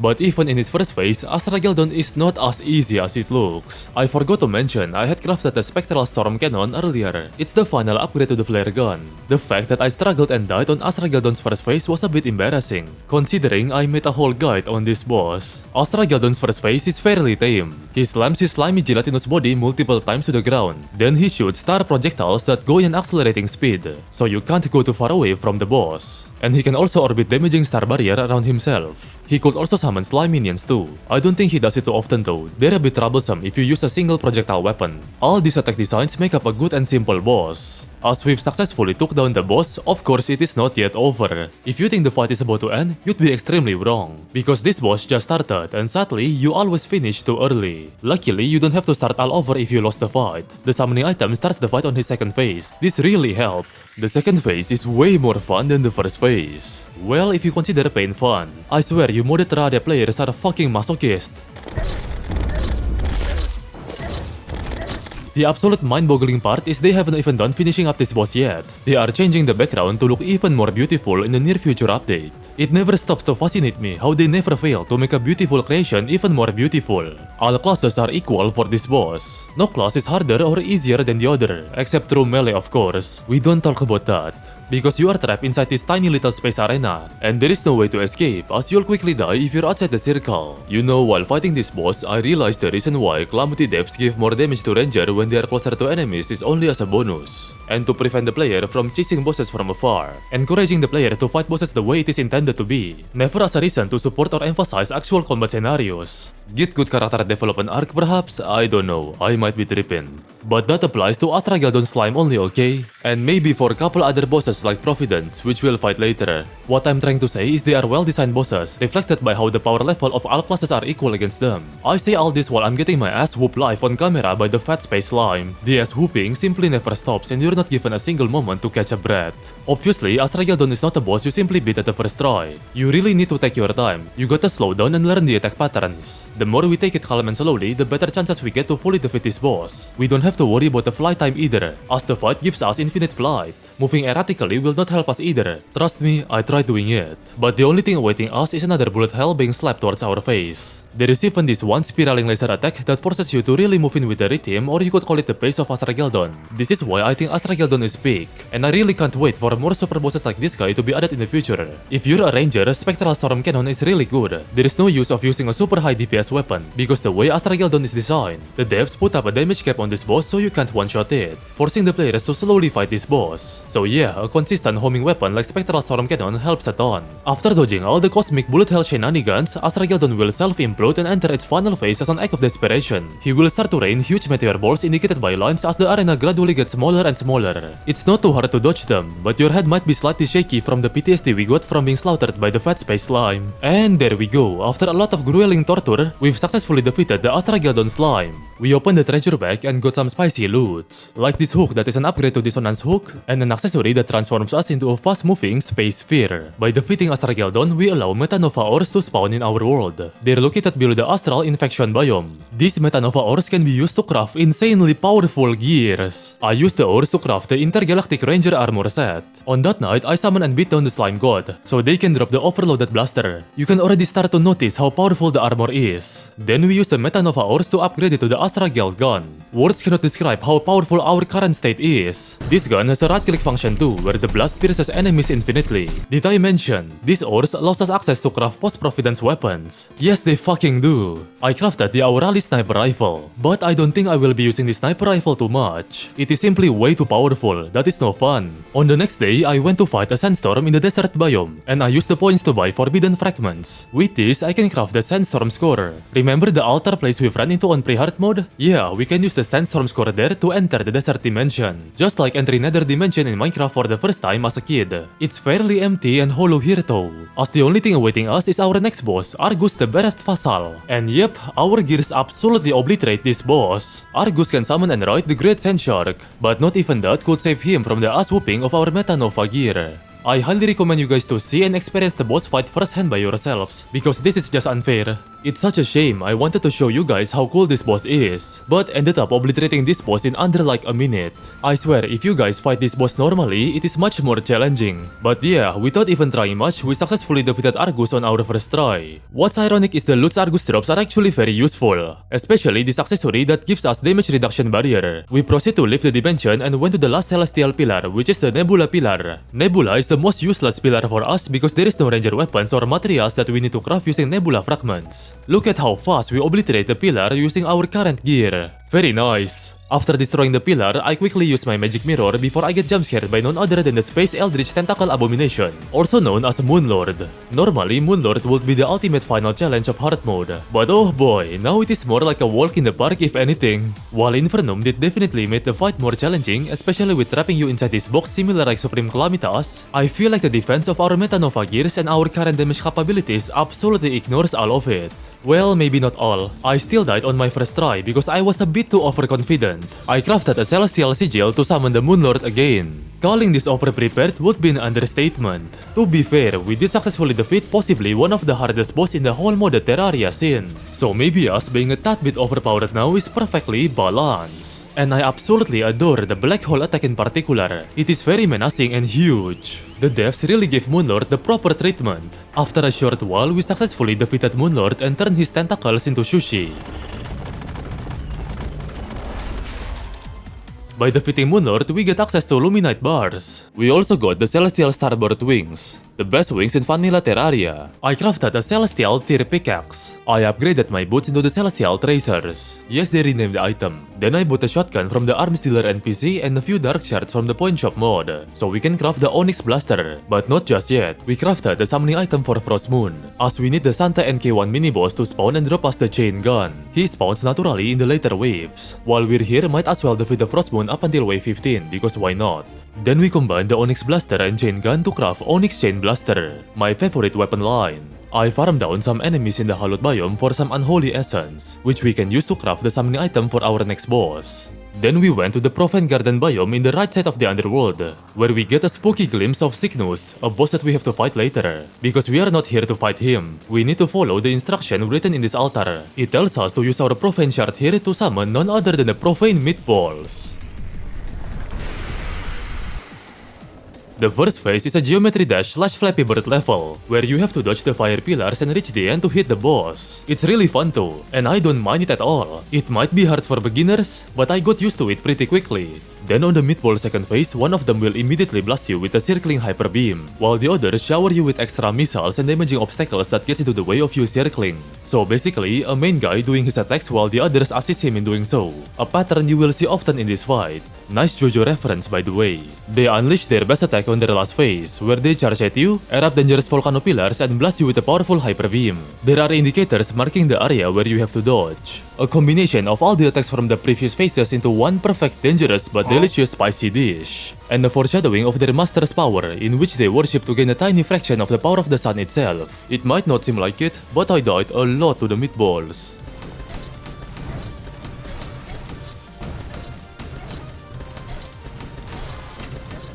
In my opinion, this is the best way the devs can possibly implement the rework to these 3 meatballs, allowing each meatballs to shine on their own with their unique signature attacks without being overshadowed or cluttered by the others. And one thing I gotta say, it is definitely much harder than the original, as the original back then barely offers you any challenge. It's very nice to see the insane improvements over the past few years. It might be due to our current powerful gears, but the fight was done in a much quicker time than I anticipated. The death animation is a nice way to burn the player's eye. Upon defeating them, the gate blocking our way to their master will open. We traverse through this miniature planetarium, an abode which the sun goddess slumbers in. As we've arrived in the arena sector, we must use our profane core to summon none other than the profane goddess, also known as Providence. And yep, the fight rhymes in sync perfectly with the music. It's insanely awesome and you guys need to experience it for yourselves firsthand. I think she is the first ever modded Terraria boss to do this in the history. It's no longer a secret that Providence is my most favorite and #1 Calamity boss. No other vanilla or Calamity boss can compete with her. Her attack designs are very fair and balanced, yet challenging in a fun way. In my opinion, Providence is the best and most beginner-friendly way to introduce new players to the way of masochism in modded Terraria. As the fight is very hard, yet still forgiving and rewarding. You can still do mistakes like moving erratically or panicking, but recover from it. While she might be my favorite boss fight, that doesn't mean that I am good at the fight. In fact, I am borderline terrible at it. I died way too much, more than Astrageldon even. And don't even try to fight nighttime Providence. While she looks much cooler during the night, it is not worth it.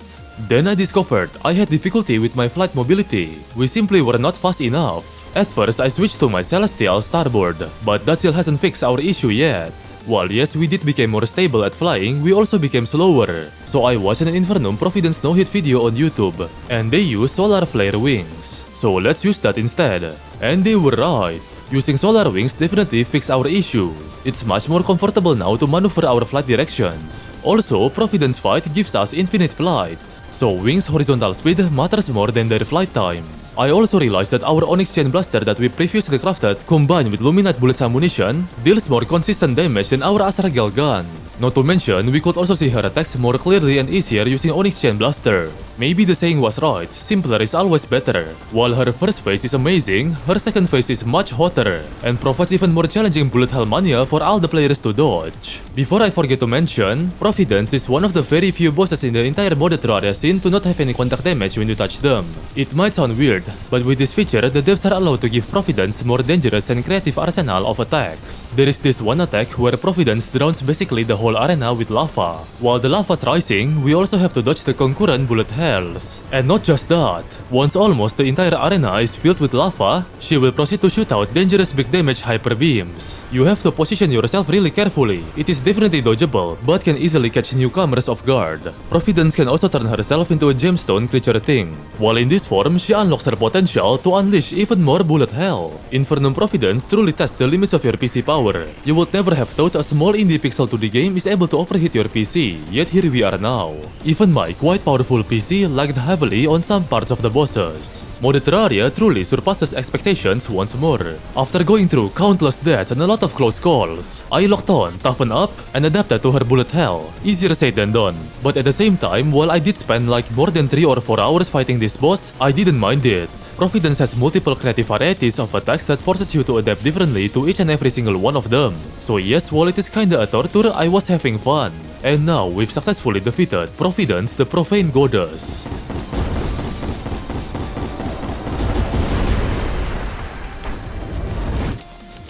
That officially seals it. We've officially entered the endgame of Calamity. From the treasure bag, we got the Elysian Aegis, which provides a Holy Flame dash, and the Elysian Wings, a fantastic upgrade to our mobility. Upon Providence defeat, UL Bloom ores will start to generate in the underground biome, taking over patches of mud blocks. I mined down a hefty amount of them.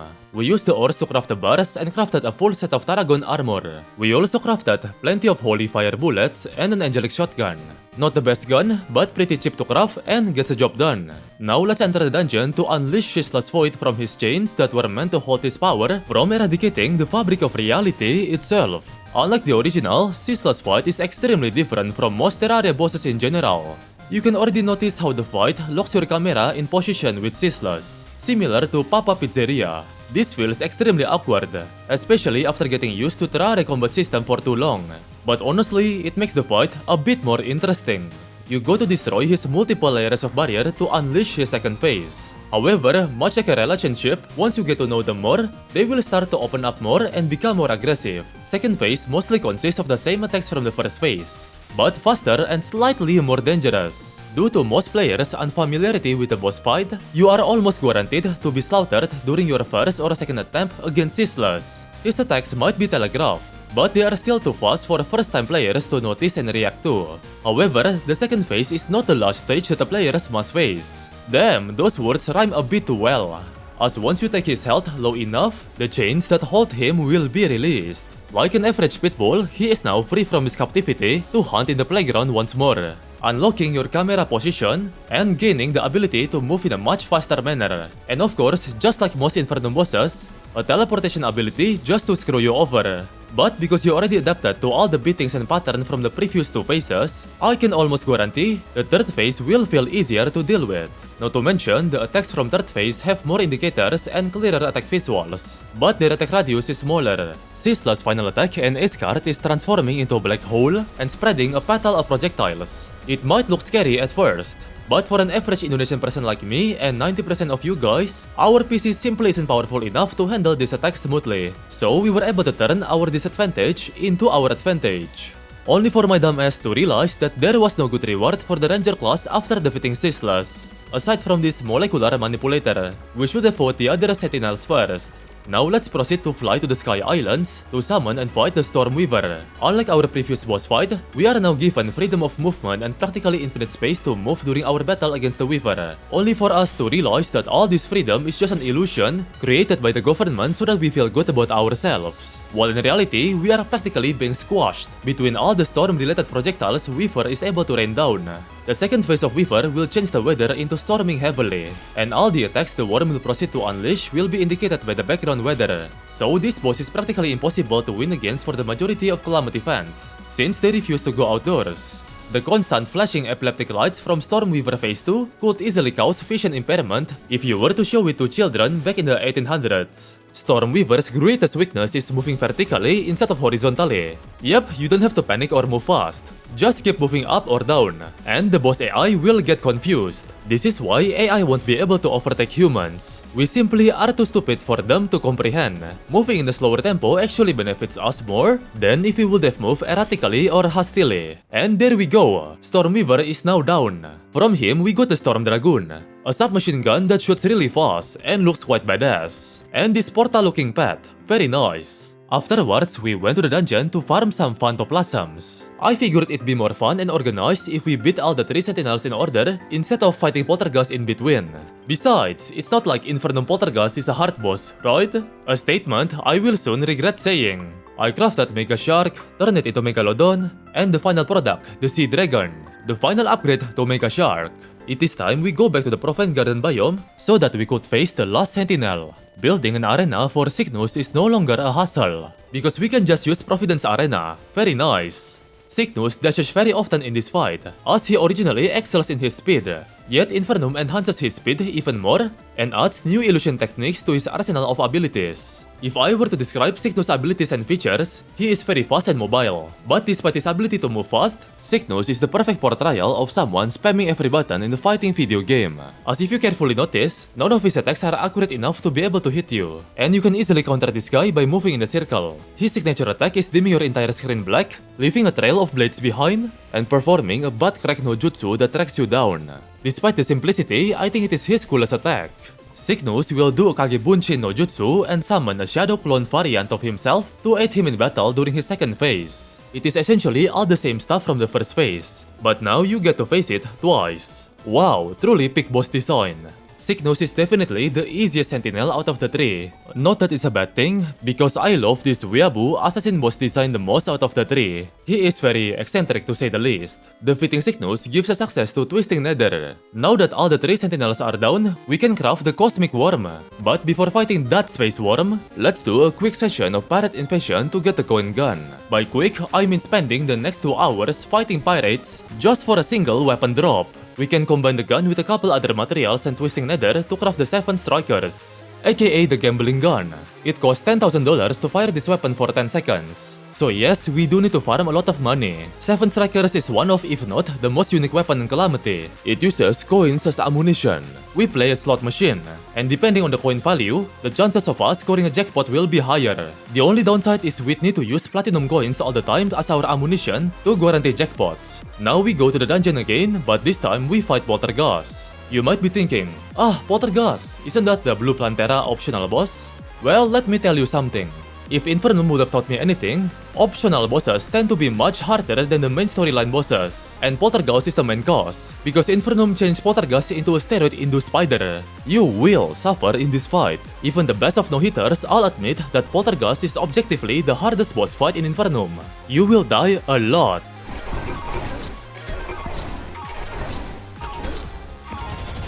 But do not feel bad, as I myself spent 12 hours fighting this boss alone. It is just insane how they turn Poltergust from a blue-colored Plantera into a ghost spider capable of unleashing projectiles that don't even make any sense. The attacks cycle very fast too, so you better have a high damaging weapon.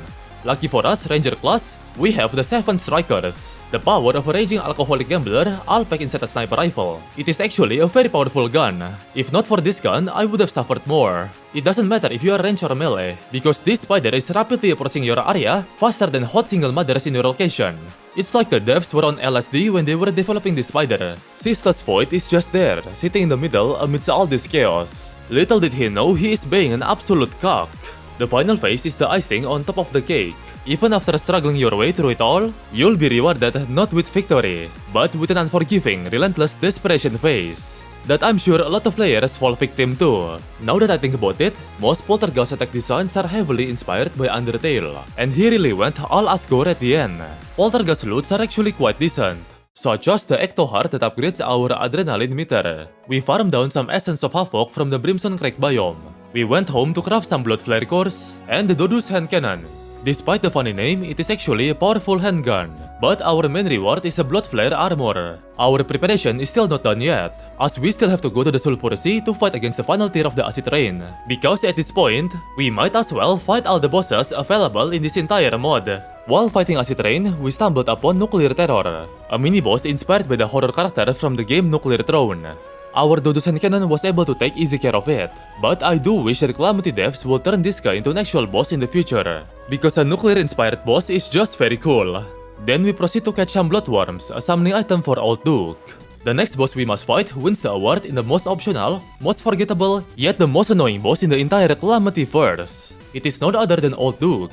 Unlike most Infernum battles, the fight is bland, sauceless, and lacks of spice, just like British cuisine. It is also hard, but not Poltergust level of hard. But what makes it hard is due to the attacks being repetitive. It is difficult to accurately aim down the Old Duke the entire time, due to the old Haram Pig moving way too fast. Surprisingly, after a bit of damage testing, 7 Strikers is stronger than Dodus hand cannon. I don't really want to get into details, but I feel like Old Duke has wasted potential, and could have been a much better fight if it's not just another dashing simulator. I can already hear the intense typing from all the hardcore sweaty Calamity fans. Listen, let me peacefully hate on Old Duke. Besides, I'm sure lots of you agree with me as well. A skill I improved from all of our experience fighting against Old Duke is how to time our dashes properly. Yup, Infernum made dashing into an essential feature, and it is a huge factor in this fight. Trust me, it is a surprise tool that will help us later. And there we go, the annoying Boomer Haram pick is now down. We did not get the gun that we need from the first Old Duke treasure bag, but thanks to the magic of modding, we can just buy another bag from the operator NPC. We have successfully acquired the Vitus Dilitus machine gun. It is time we engage in a glorious battle against Devourer of Gods, the infamous space worm you've all been waiting for. You can already tell that this fight is going to be legendary. Just from the background of the battle itself, it is a work of art. It is safe to say that 50% of Devourer of Gods fight is just a dashing simulator. Not that it's necessarily a bad thing, but it does feel gimmicky at times. Once you overlook the dashing simulator part, the fight is visually phenomenal, but not as hard as you might expect. While yes, the fight can be unforgiving, as taking a hit or two from Devourer usually results in a guaranteed death, especially if you get struck down by the charging attack head first. Dodging Devourer's variety of attacks isn't as hard once you understand and learn the pattern. They might look visually complex, but they're quite simple to dodge. I low-key love bosses like this. Your opinion might differ though, as the complaints from the Calamity community alone took down the entire Infernum Discord server for like a week or two. Truly a hive mind of a community. A rare case of scenario happens with Infernum Devourer. A rare case where Infernum changed one of its attacks to be easier than the original, which is Devourer's signature laser mace attack, now easily counterable with most flying mounts. Well, that's ironic. Successfully chip off Devourer's health to 50%, and phase 2 is where the space worm gets all groovy, with a cool entrance portal animation. Jokes aside, that portal animation is just so fucking cool. You already know, shit is about to get real. The space worm ain't messing around with the player anymore. Interestingly enough, the second phase consists of multiple mini phases. So basically, phases inside of a phase. Phaseception. I heard that the 7 Striker's gambling gun is also viable against Devourer, but you need to be accurate at aiming when using it. I am dogwater at aiming, so you know why I chose using the Vitus Dilitus instead. Another great tip is reforging all your accessories into menacing instead of warding, and focusing on mobility accessories instead of offensive. Because 2 or 3 hits from Devourer is already more than enough to take most players down. You know, when I first fought this space worm, I thought it was annoying, but the more I fought it, the more I realized how fun this boss is. It somehow feels more like a dance than a fight for some reason. The fight feels more satisfying once you view it as a dance rather than your average boss battle. As quoted by Jetstream Sam, let's dance.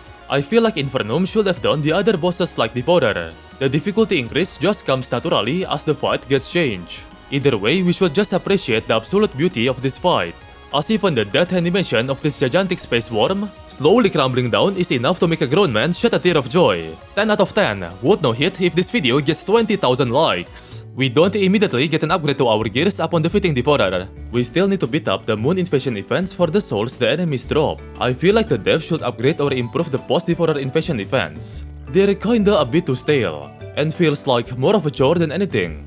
We need the souls to craft Ascendant Spirit Essence, which is a core material important to craft many endgame stuff, like Core of the Blood God, a full set of Godslayer armor, along with Asgardian Aegis and Elysian Tracers. Now we can perform a Godslayer dash, and our wing flight time is better than ever. We also crafted a few weapons to test out for fun, like the Universal Genesis, the final upgrade to Star Cannon, the Shredder, the gun that absolutely shreds your frame rate per second, Anti-Material Rifle, a powerful sniper rifle, but only good if you can aim properly. But the most important piece, Onyxia, the final upgrade to the Onyx Chain Blaster line, and also one of my most favorite weapon. Before progressing, we need to craft exotic pheromones, and use it in the jungle biome to summon the Dragon Folly. This boss should have been fought by us much earlier, but I never really saw the need to fight it, so I delayed it until now. And of course, due to us being absolutely overgeared and overprepared for this fight, the Bumbleburb stood no chance. The fight feels easy, but yeah, I don't get to speak about the fight difficulty.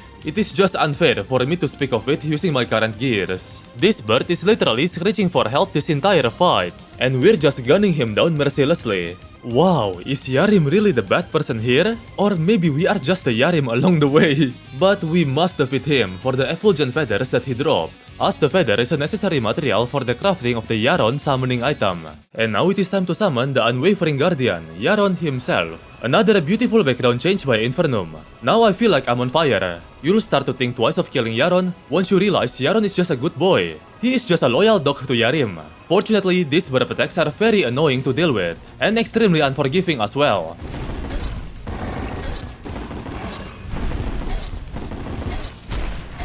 So killing him doesn't make me feel as guilty. Think of it as a form of self-defense. Don't get me wrong, Yaron is still hard, and still is one of my least favorite boss in Calamity. I'm just getting used to it if anything. I still dislike the pacing of the fight. Onyxia against Yaron is just a classic combo, and feels nostalgic for me. It is always my go-to trusty weapon whenever I'm dealing with Yaron. Once you bring down Yaron's health to 0, he does not die.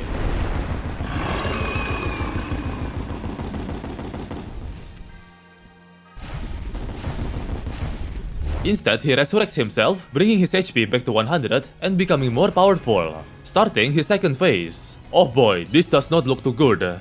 Round 2 of the fight just started, and my arse was not ready for it. With all new faster and improvised attacks, the battleground just became more dangerous. Thinking about it, what the hell is Yaron's message to his master? He keeps singing it, but I'm sure a bird has no capabilities of speaking. It is impressive how Infernum made the old sprite of Yaron look badass. I can't wait until they implement the new sprite. With the new sprite, I'm sure the fight will feel much hotter. I also notice as Yaron's HP gets lower, he also gets faster. He gradually gains speed over time. It might be just me, but he also starts doing the charging dash attack more often the lower the HP gets. People are telling me that Infernum rework removed the base Calamity ridiculous bullet hell, and Yaron no longer does the dashing attack without warning, as Yaron no longer teleports himself on top of the player. So it's more of a skill-based gameplay now rather than luck, and I really felt it. I actually think Infernum Yaron is more fun, and low-key easier, but in a good way of course. You know what I mean? Devs, if you are watching, please don't make the fight any more harder. I'm already struggling more than enough. Yaron's final phase, as he turns your monitor brightness to the max, is an act of desperation. He will start to charge dash at the player repeatedly, and the only thing we can do to dodge it is by dashing. Basically a glorified dashing simulator once more. My adrenaline was pumping like crazy during this moment. I was so scared of dying. But one thing Yaron did not take into account is the indomitable human spirit. The adrenaline pumping within my veins during near-death scenarios. I was also surprised on how I survived and dodged most of Yaron's final attacks. I did not know I had that dog in me. Hey, free chicken nuggets, baby! Yaron drops the Dragon's Breath. Not a bad gun, but not as powerful as our other options. Upon defeating Yaron, auric ores will start to generate in the underground biome. We mine down plenty of them. We turn them into bars crafted as Seraph Tracers, and apparently Catalyst had their own version of auric Tesla armor. Their version has these damaging orbs surrounding the player. We also crafted a minigun, now called as King's Bane. While the new King's Bane looks much cooler, I feel like minigun's DPS is much more consistent in the long term. Here is a quick side-by-side comparison. Hey there, post-recording Get Good here. Calamity just released the Bountiful Harvest update. And well, in every update, it is bound to have a new exploit. For this one, all you need is Norfleet, a 10% drop chance weapon from Devourer of Gods, and the Codebreaker base. Shoot Norfleet 3 times to initiate the charging procedure, then take away the power cells from the Codebreaker base, and voila! You get yourself a beauty of an exploit. You can stop this exploit by putting the power cells back into the Codebreaker base. Credit to this guy from my Discord server for finding out about this. This is very fun to play with. But yeah, it will 100% destroy your frame rate per second without any doubt, unless you have a NASA supercomputer. But for sure, we all can agree it is perfectly balanced. Don't worry, I won't be using this exploit against Supreme Calamitas or any bosses. That'd be too unfair. I want my fights to be fair and painful. So we'll just go back to our current timeline/version, for the sake of plot consistency. We gather the Dredon Lab shenanigans to build the complete Codebreaker base, and we proceed to summon the Dredon Exo Max. We are given 3 options to choose from at the beginning of the fight. Ares based on Skeleton Prime, Artemis and Apollo based on the twins, or Thanatos based on the Destroyer. Don't worry, you get to fight all of them at the end. It is an all-you-can-eat buffet, and yes, you might want to tune down the visual effects in your settings, because as you can see, I tuned up mine way too high, and now my eyes are burning. Yeah, let's do that first. Alright, it is much better now. Even then, it is still very hard to see what the fuck is going on with all these visual clutters. That is the main part I dislike about the Dredon Exo Max. But hey, at least they look cool though. The other mechs will assist the current mechanical boss you're fighting once you drop their health to a certain threshold. And when that happens, your screen will become even more cluttered. And they are no joke in terms of difficulty. Look at that RS blade attack, by the way. I could not dodge it completely the first time. But hey, give me a break. That blade attack was new at the time. And goddamn, it looks sexy as hell. Ares needs to use his sword more. It makes him stand out more than the rest of the mechanical bosses. One of my least favorite attacks is where Ares suddenly changes his fidget spinner laser direction. Make up your mind, dog. I tried changing the order of the fight, but it still did not help that much. I really need to learn the pattern. I might be doing something wrong here, because my Exomax kept turning red and getting enraged. That should not be a normal thing, I don't believe so. Surprisingly, I am not that bad at fighting Dragon anymore. I think I've learned from all my previous mistakes. I used to think that Radon is harder than Supreme Calamitas. I'm going to be honest here, I don't know what I should write in my script for the Exomax fight. I have no clear direction. I'm just going with the flow now. Because as you can see, there is just too much stuff happening. But at the same time, it all just makes sense. I am dodging purely based on my instinct now. And just like Bethesda Game Studio often say, it just works. This fight feels like a fever dream, or more precisely, when you get home from school all tired and then accidentally sleep until 3 AM, waking up all hungry and confused. Then you proceed to go to the kitchen to inhale sugary cereals. You don't know what the fuck you're doing or eating or what's happening, but it just feels good. Sums up the entire Dragon fight. We save arguably the easiest mech for the last, which are Artemis and Apollo. We did get hit a few times by the stray projectiles, but somehow, someway, we managed to outrun the big laser ball on our first attempt. I legitimately thought I was gonna die there, especially during the turnaround as I was running out of space on my arena. I should have made my arena larger. That was honestly just pure luck there. No skill was involved. Brain go monkey. Well, that was surprising. We have successfully took down the endgame mechanical trio, the Dragon Exomax. Their drops are insanely powerful. From the Dragon's Heart that replaces our adrenaline meter with regenerating nanomachines, Surge Driver, a decently powerful endgame plasma gun, which we'll use for our next bosses. And last but not least, the Dragon Gaming Chair, an extremely overpowered flying mount. Now we must venture the deepest depths of the abyss, plant a waypoint there using the Wayfinder, and awaken the adult Eidolon Wyrm by picking up the Forbidden Terminus. This is where our Dragon Gaming Chair shines a lot. It cheeses the entire fight. You're given high speed and stability once you sit on the chair, making it very easy to maneuver and dodge through all of Wyrm's attacks. There is this one attack where Eidolon Wyrm starts to circle the player. You have to go in a spiral movement to dodge the projectiles. Luckily, our gaming chair made this task extremely easy. Normally, we'd have to worry about slipping through the nooks and crannies, and we have to constantly manage our position, trying our best to not fall down due to gravity. But our gaming chair completely takes the entire challenge away. A lot of Wyrm's attacks are very much telegraphed, which makes the fight less difficult, as you're given information on where to go and when to dodge the attacks. Did you know Infernum actually nerfed adult Eidolon Wyrm, but in the best way possible, by changing the fight completely, as the base Calamity Eidolon Wyrm is a cluttered mess of a super boss. And I believe the community welcomes this change with a warm embrace. Phase 2 of the fight is where the Wyrm starts to weaponize the Terminus, and use it as a form of the Tri-Beam to blast the living hell out of the Terrarian.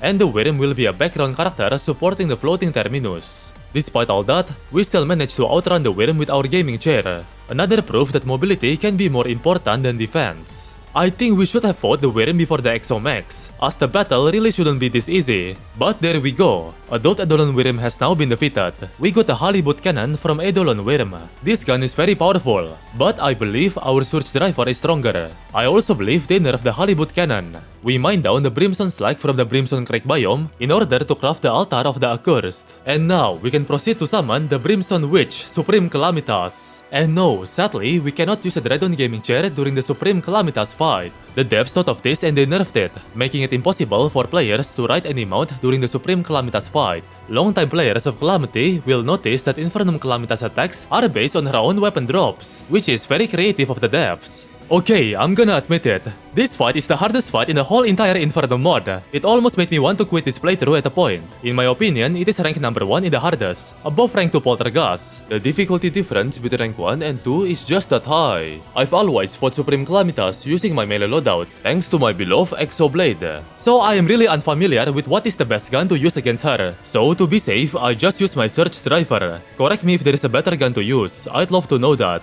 Supreme Calamitas can also call help from her brothers. But in my opinion, they're actually one of the easier part of the fight.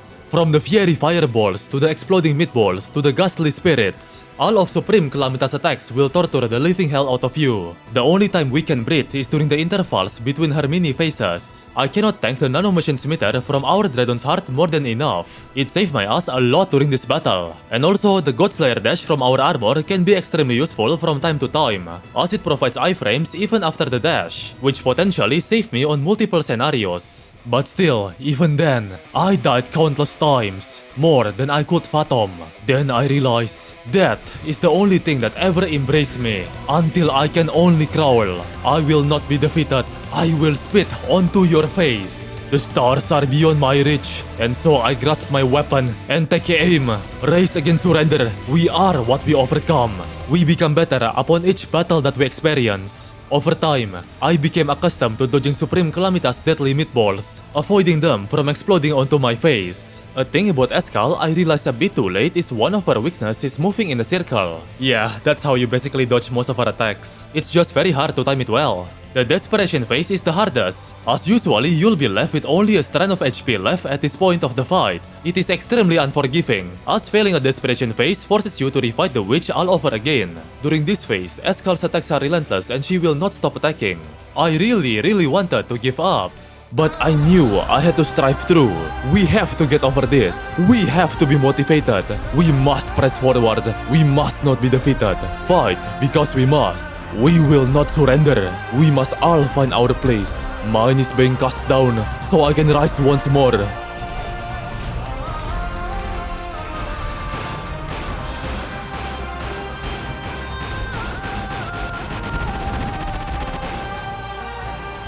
And there we go. We have successfully took down the Brimstone Witch, Supreme Calamitas. In this playthrough, Supreme Calamitas isn't the final boss. We still have 2 more bosses left, and both of them are super bosses. Using the drops we received from Escal, we crafted Shadow Spec Bars, the main crafting material to craft a variety of dangerous endgame arsenal of weaponries. From the Soma Prime inspired by Warframe, a gun that inflicts deadly bleed debuff onto enemies, the Svan Technical, a gun capable of firing barrages of splitting bullets, and the Void Dragon, which we ultimately chose as our main weapon, as it deals the most damage per second. And not to forget, we also crafted the most powerful armor. It is none other than Demon Shade armor. We also crafted the best pickaxe in the entire Calamity Mod, the Crystal Crusher. Afterwards, we crafted the Genesis. We used the Genesis to summon the entropic god, Noxus. At first, you would think that the fight is abnormally easy, especially for a super boss, as super bosses usually tend to be much harder than normal bosses. In fact, Noxus looks more funny than threatening. He looks like a giant void space meatball, and the variety of his attacks are easy to dodge. But once you take down his health to 80%,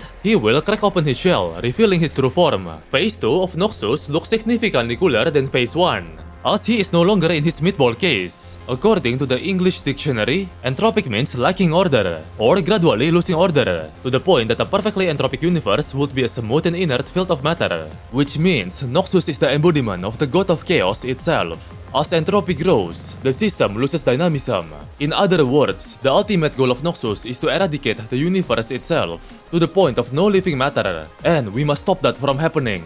Well, I mean I did die here and there, but in my defense, it was my first time fighting Noxus. I had 0 experience. Noxus also has a phase 3. And when that happens, he became significantly more powerful. Luckily, thanks to our Dragon Gaming Chair and our extremely powerful Void Dragon, Noxus was not a challenge in the slightest. The screen-shattering dimension attack almost caught me by surprise. But luckily, we already mastered the art of circling bosses. As we almost take down Noxus, something odd will happen. A force originating beyond the realms of Terraria, disobeying the rule of 2D pixels, swoops in and annihilates Noxus itself.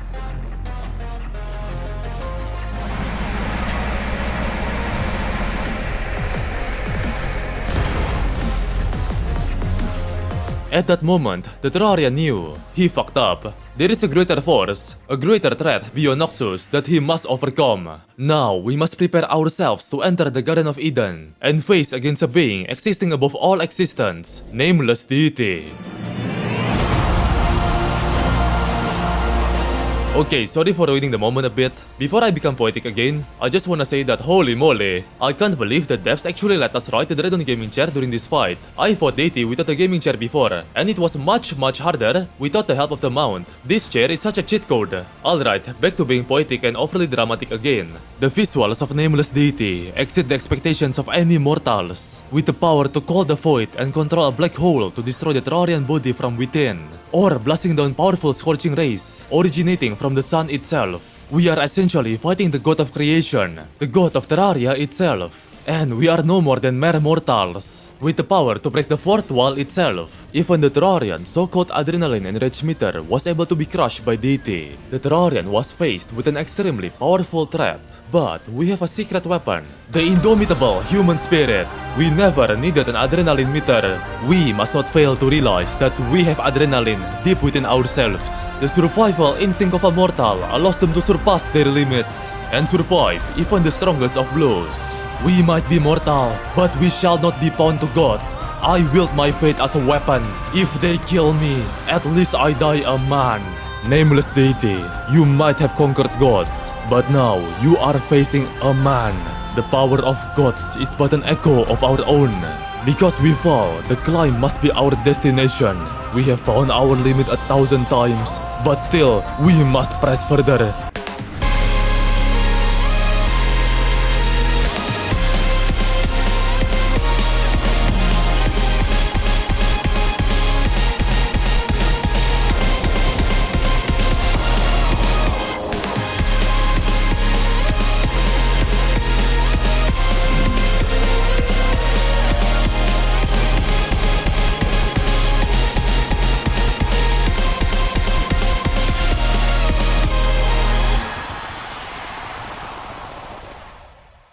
It is not why we fight, but who we fight for. Thank you for watching.